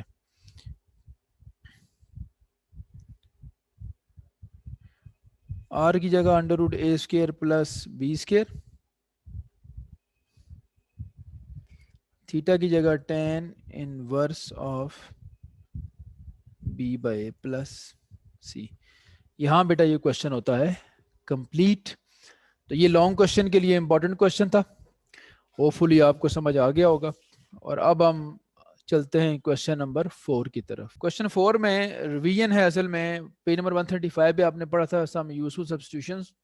तो ये 3 तरह की सब्स्टिट्यूशंस थी जो हमने 3.3 के क्वेश्चन 8 में भी यूज़ की हैं और क्वेश्चन 9 में भी, उनकी रिवीजन है, ये समझ लें। तो इसका जो रिड्यूस सिलेबस में 2021 में जो फेडरल बोर्ड का पैटर्न है उसके मुताबिक अगर बात करें तो रिड्यूस सिलेबस में आपने इसके सिर्फ 4 पार्ट्स करने हैं क्वेश्चन 4 के, सेकंड, थर्ड, फिफ्थ और सिक्स्थ। तो वही हम अटेम्प्ट करते हैं यहाँ पे। ये पहला है।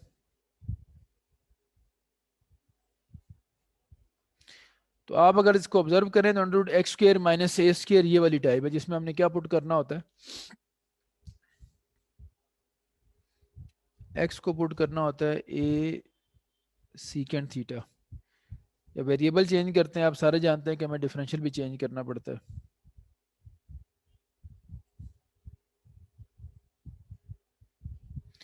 Taking differential on both sides,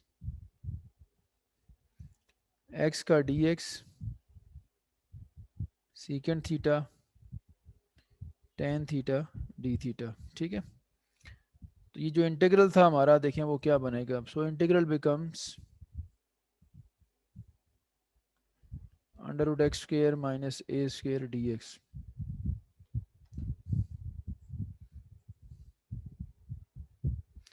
x की जगह क्या आएगा, a secant square theta minus a square, और डी एक्स क्या आएगा, a secant theta tan theta d theta. यहाँ से आप ए स्क्र कॉमन ले लें,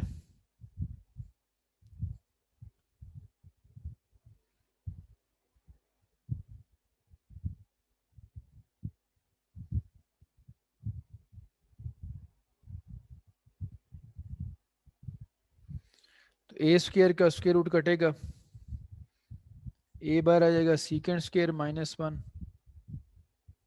टेन स्क्र बन जाता है।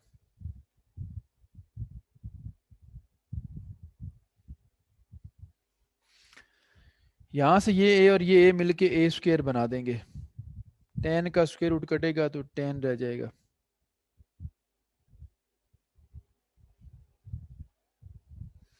अब आप देखें टेन इंटू टेन फिर टेन स्क्र बन जाएगा।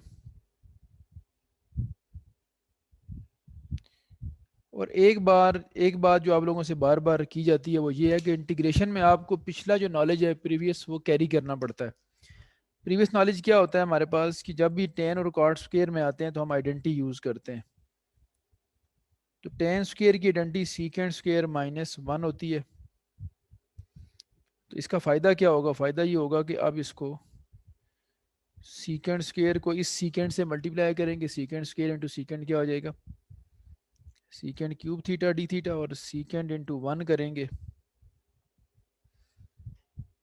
तो सीकेंड थीटा डी थीटा आ जाएगा। ठीक है बच्चों, सीकेंड क्यूब आपने जैसे क्वेश्चन 2 का लास्ट पार्ट किया था, कोई सीकेंड क्यूब वाला उस तरह से होगा। दो हिस्सों में स्प्लिट करना पड़ेगा इसको, एक सीकेंड स्क्वायर थीटा और एक सीकेंड थीटा डी थीटा। ठीक है, और इसका तो इंटीग्रल आ जाएगा आसानी से, पेज नंबर 133 पे एग्जांपल 5 बताई थी। Natural log of secant theta का इंटीग्रल होता है natural log of secant theta minus plus tan theta. C अभी ऐड नहीं करना चूंकि अभी ये इंटीग्रल बाकी है। इस पे लगाना पड़ेगा बाय पार्ट्स हमें। बाय पार्ट्स क्यों लगाना पड़ेगा, क्योंकि ये एक सीकेंड स्क्वायर और एक सीकेंड, दो फंक्शंस बन गए। तो दोनों अगर सेम हो तो मैंने कल आपको बताया था लास्ट लेक्चर में कि फिर हम जिसका इंटीग्रल इजी हो उसको वी रखते हैं, जिसका डेरिवेटिव इजी हो उसको यू रखते हैं। सीकेंड स्क्वायर का इंटीग्रल इजी है जबकि सीकेंड का इंटीग्रल थोड़ा सा मुश्किल है ये। तो यूजिंग बाय पार्ट्स इंटीग्रेशन देखें,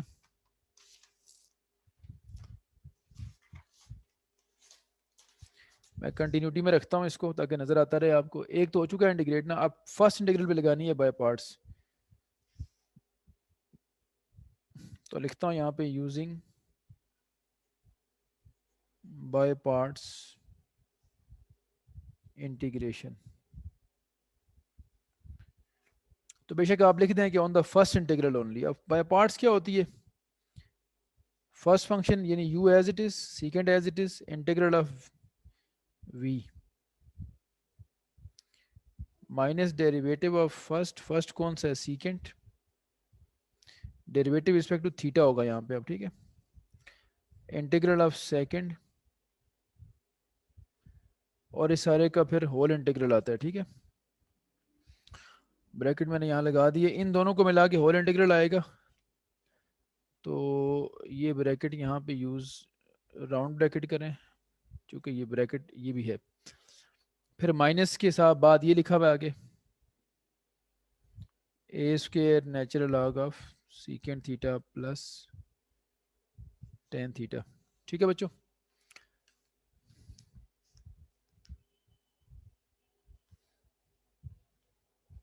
सीकेंड स्क्वायर का इंटीग्रल क्या होता है? Ten theta. ये वाला ए स्क्वायर यहाँ भी मल्टीप्लाई होगा। डेरिवेटिव ऑफ सीकेंड थीटा होता है सीकेंड थीटा टेन थीटा।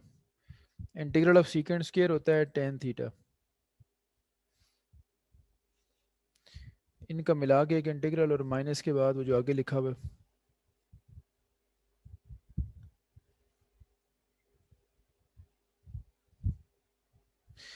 अभी भी सी ऐड नहीं करना क्योंकि अभी इंटीग्रेशन बाकी है। अब आप इसको जरा गौर से देखें ये क्या चीज़ बनती है। तो ये ऊपर अगर आप गौर से देखें ये इक्वेशन लिखी है tan theta सीकेंड theta tan theta, यही सेम बन रहा है टेन थीटा सीकेंड थीटा और टेन थीटा। तो ये मिडिल में लिखा हुआ है ये वाला, ये जो लिखा हुआ है ये इसके अकॉर्डिंग अगर हम देखें, अगर मैं इसको इक्वेशन वन कह दूं तो ये आई के इक्वल है। रिपीटिशन आ गई है यहाँ पे। अगर ये आई के इक्वल है तो इसकी जगह आई रिप्लेस कर सकते हैं बेटा। तो मैं ये बात यहाँ लिखता हूँ यूजिंग इक्वेशन वन, लेफ्ट भी आई चल रहा है a square secant theta tan theta. ये जो लिखा है ना minus a square into something, तो ये देखें ये सारा सारा आई के इक्वल है। तो इसकी जगह भाई माइनस के बाद जो लिखा हुआ है ये आई आ जाएगा, और उसके बाद आगे जो लिखा हुआ है वो ये है। अब सारी इंटीग्रेशन यहाँ से ख़त्म हुई है तो अब हम यहाँ सी ऐड कर सकते हैं, ठीक है। अब इस आई को आप लेफ्ट पे लें,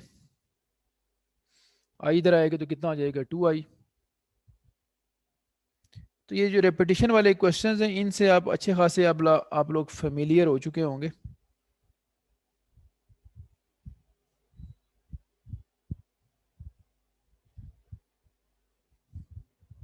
ये लें जी, टू को यहाँ ला के डिवाइड करना है और हमारा जो आंसर है वो आ जाएगा। लेकिन सिर्फ ए स्क्वायर कॉमन भी लेना चाहें तो कॉमन भी ले सकते हैं, और टू डिवाइड कर दें ला के, तो ब्रैकेट में क्या रहेगा? सीकेंड थीटा टेन थीटा, और ए स्क्वायर मैंने कॉमन ले लिए। ये बेटा हमारा आंसर है, लेकिन अभी ये आंसर फाइनल नहीं है क्योंकि क्वेश्चन एक्स में था और आंसर थीटा में, तो इसको रिवर्स ट्रांसफॉर्म करना है आप लोगों ने। और रिवर्स ट्रांसफॉर्मेशन कैसे होती है देखें, इसको मैं कहता हूँ स्टार इक्वेशन। और हमने बताना है कि हमने स्टार्ट कहाँ से किया था। हमने तो रखा हुआ था एक्स को रखा हुआ था हमने ए सीकेंट थीटा। अब थीटा को एक्स में लेके आना तो दो वैल्यू चाहिए हमें, एक सीकेंट थीटा की वैल्यू चाहिए और एक टेन थीटा की वैल्यू चाहिए। दो वैल्यूज अगर हमें मिल जाए सीकेंट थीटा और टेन थीटा, तो ये इन जगहों पे पुट करके हम क्वेश्चन सारे के सारा एक्स में ले जा सकते हैं दोबारा से। तो यहाँ से हमें एक वैल्यू तो मिल रही है ना कि अगर हम ए यहाँ ला के डिवाइड करें तो ये सीकेंट थीटा एक्स ओवर ए के बराबर है। आल्सो टेन स्क्वायर थीटा क्या होता है? Secant square theta minus one.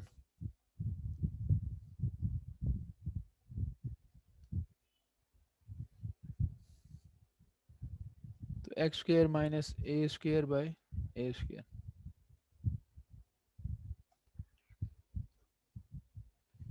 Under root ले रहे हैं इसका, x square minus a square by a. ये ले जी, सारा हमारा मसला हल हो गया यहाँ पे। ये सीकेंड की वैल्यू आ गई और ये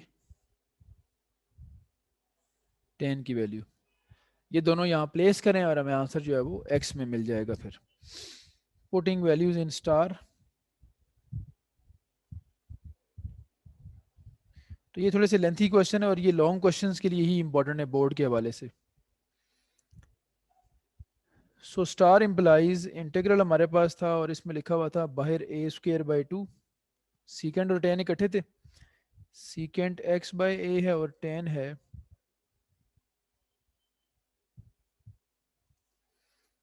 और माइनस नेचुरल लॉग ऑफ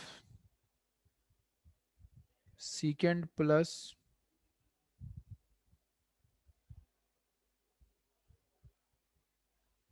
सी। ठीक है बच्चों, ये ब्रैकेट यूज कर लेते हैं ये वाली। अब ये a²/2 अंदर मल्टीप्लाई कर दें, ये इसका लास्ट स्टेप होगा। ये a इंटू a² बनेगा, इससे कट जाएगा तो सिर्फ x/2 रह जाएगा। और ये इधर भी मल्टीप्लाई होना है a²/2, अंदर एलसीएम ले लें। अब बुक वाला ये करता है कि log m ओवर n है ना, तो log m minus log n कर देता है, यानी log x plus under root something और माइनस log a, उस log a और इसको मिला के एक कांस्टेंट बना देता है। तो ये बेटा ज़रूरी नहीं है, यहाँ तक आपका आंसर फाइनल है। आज तक के लिए इतना काफ़ी है और नेक्स्ट क्लास में इंशाल्लाह इससे ऑनवर्ड हम काम करेंगे।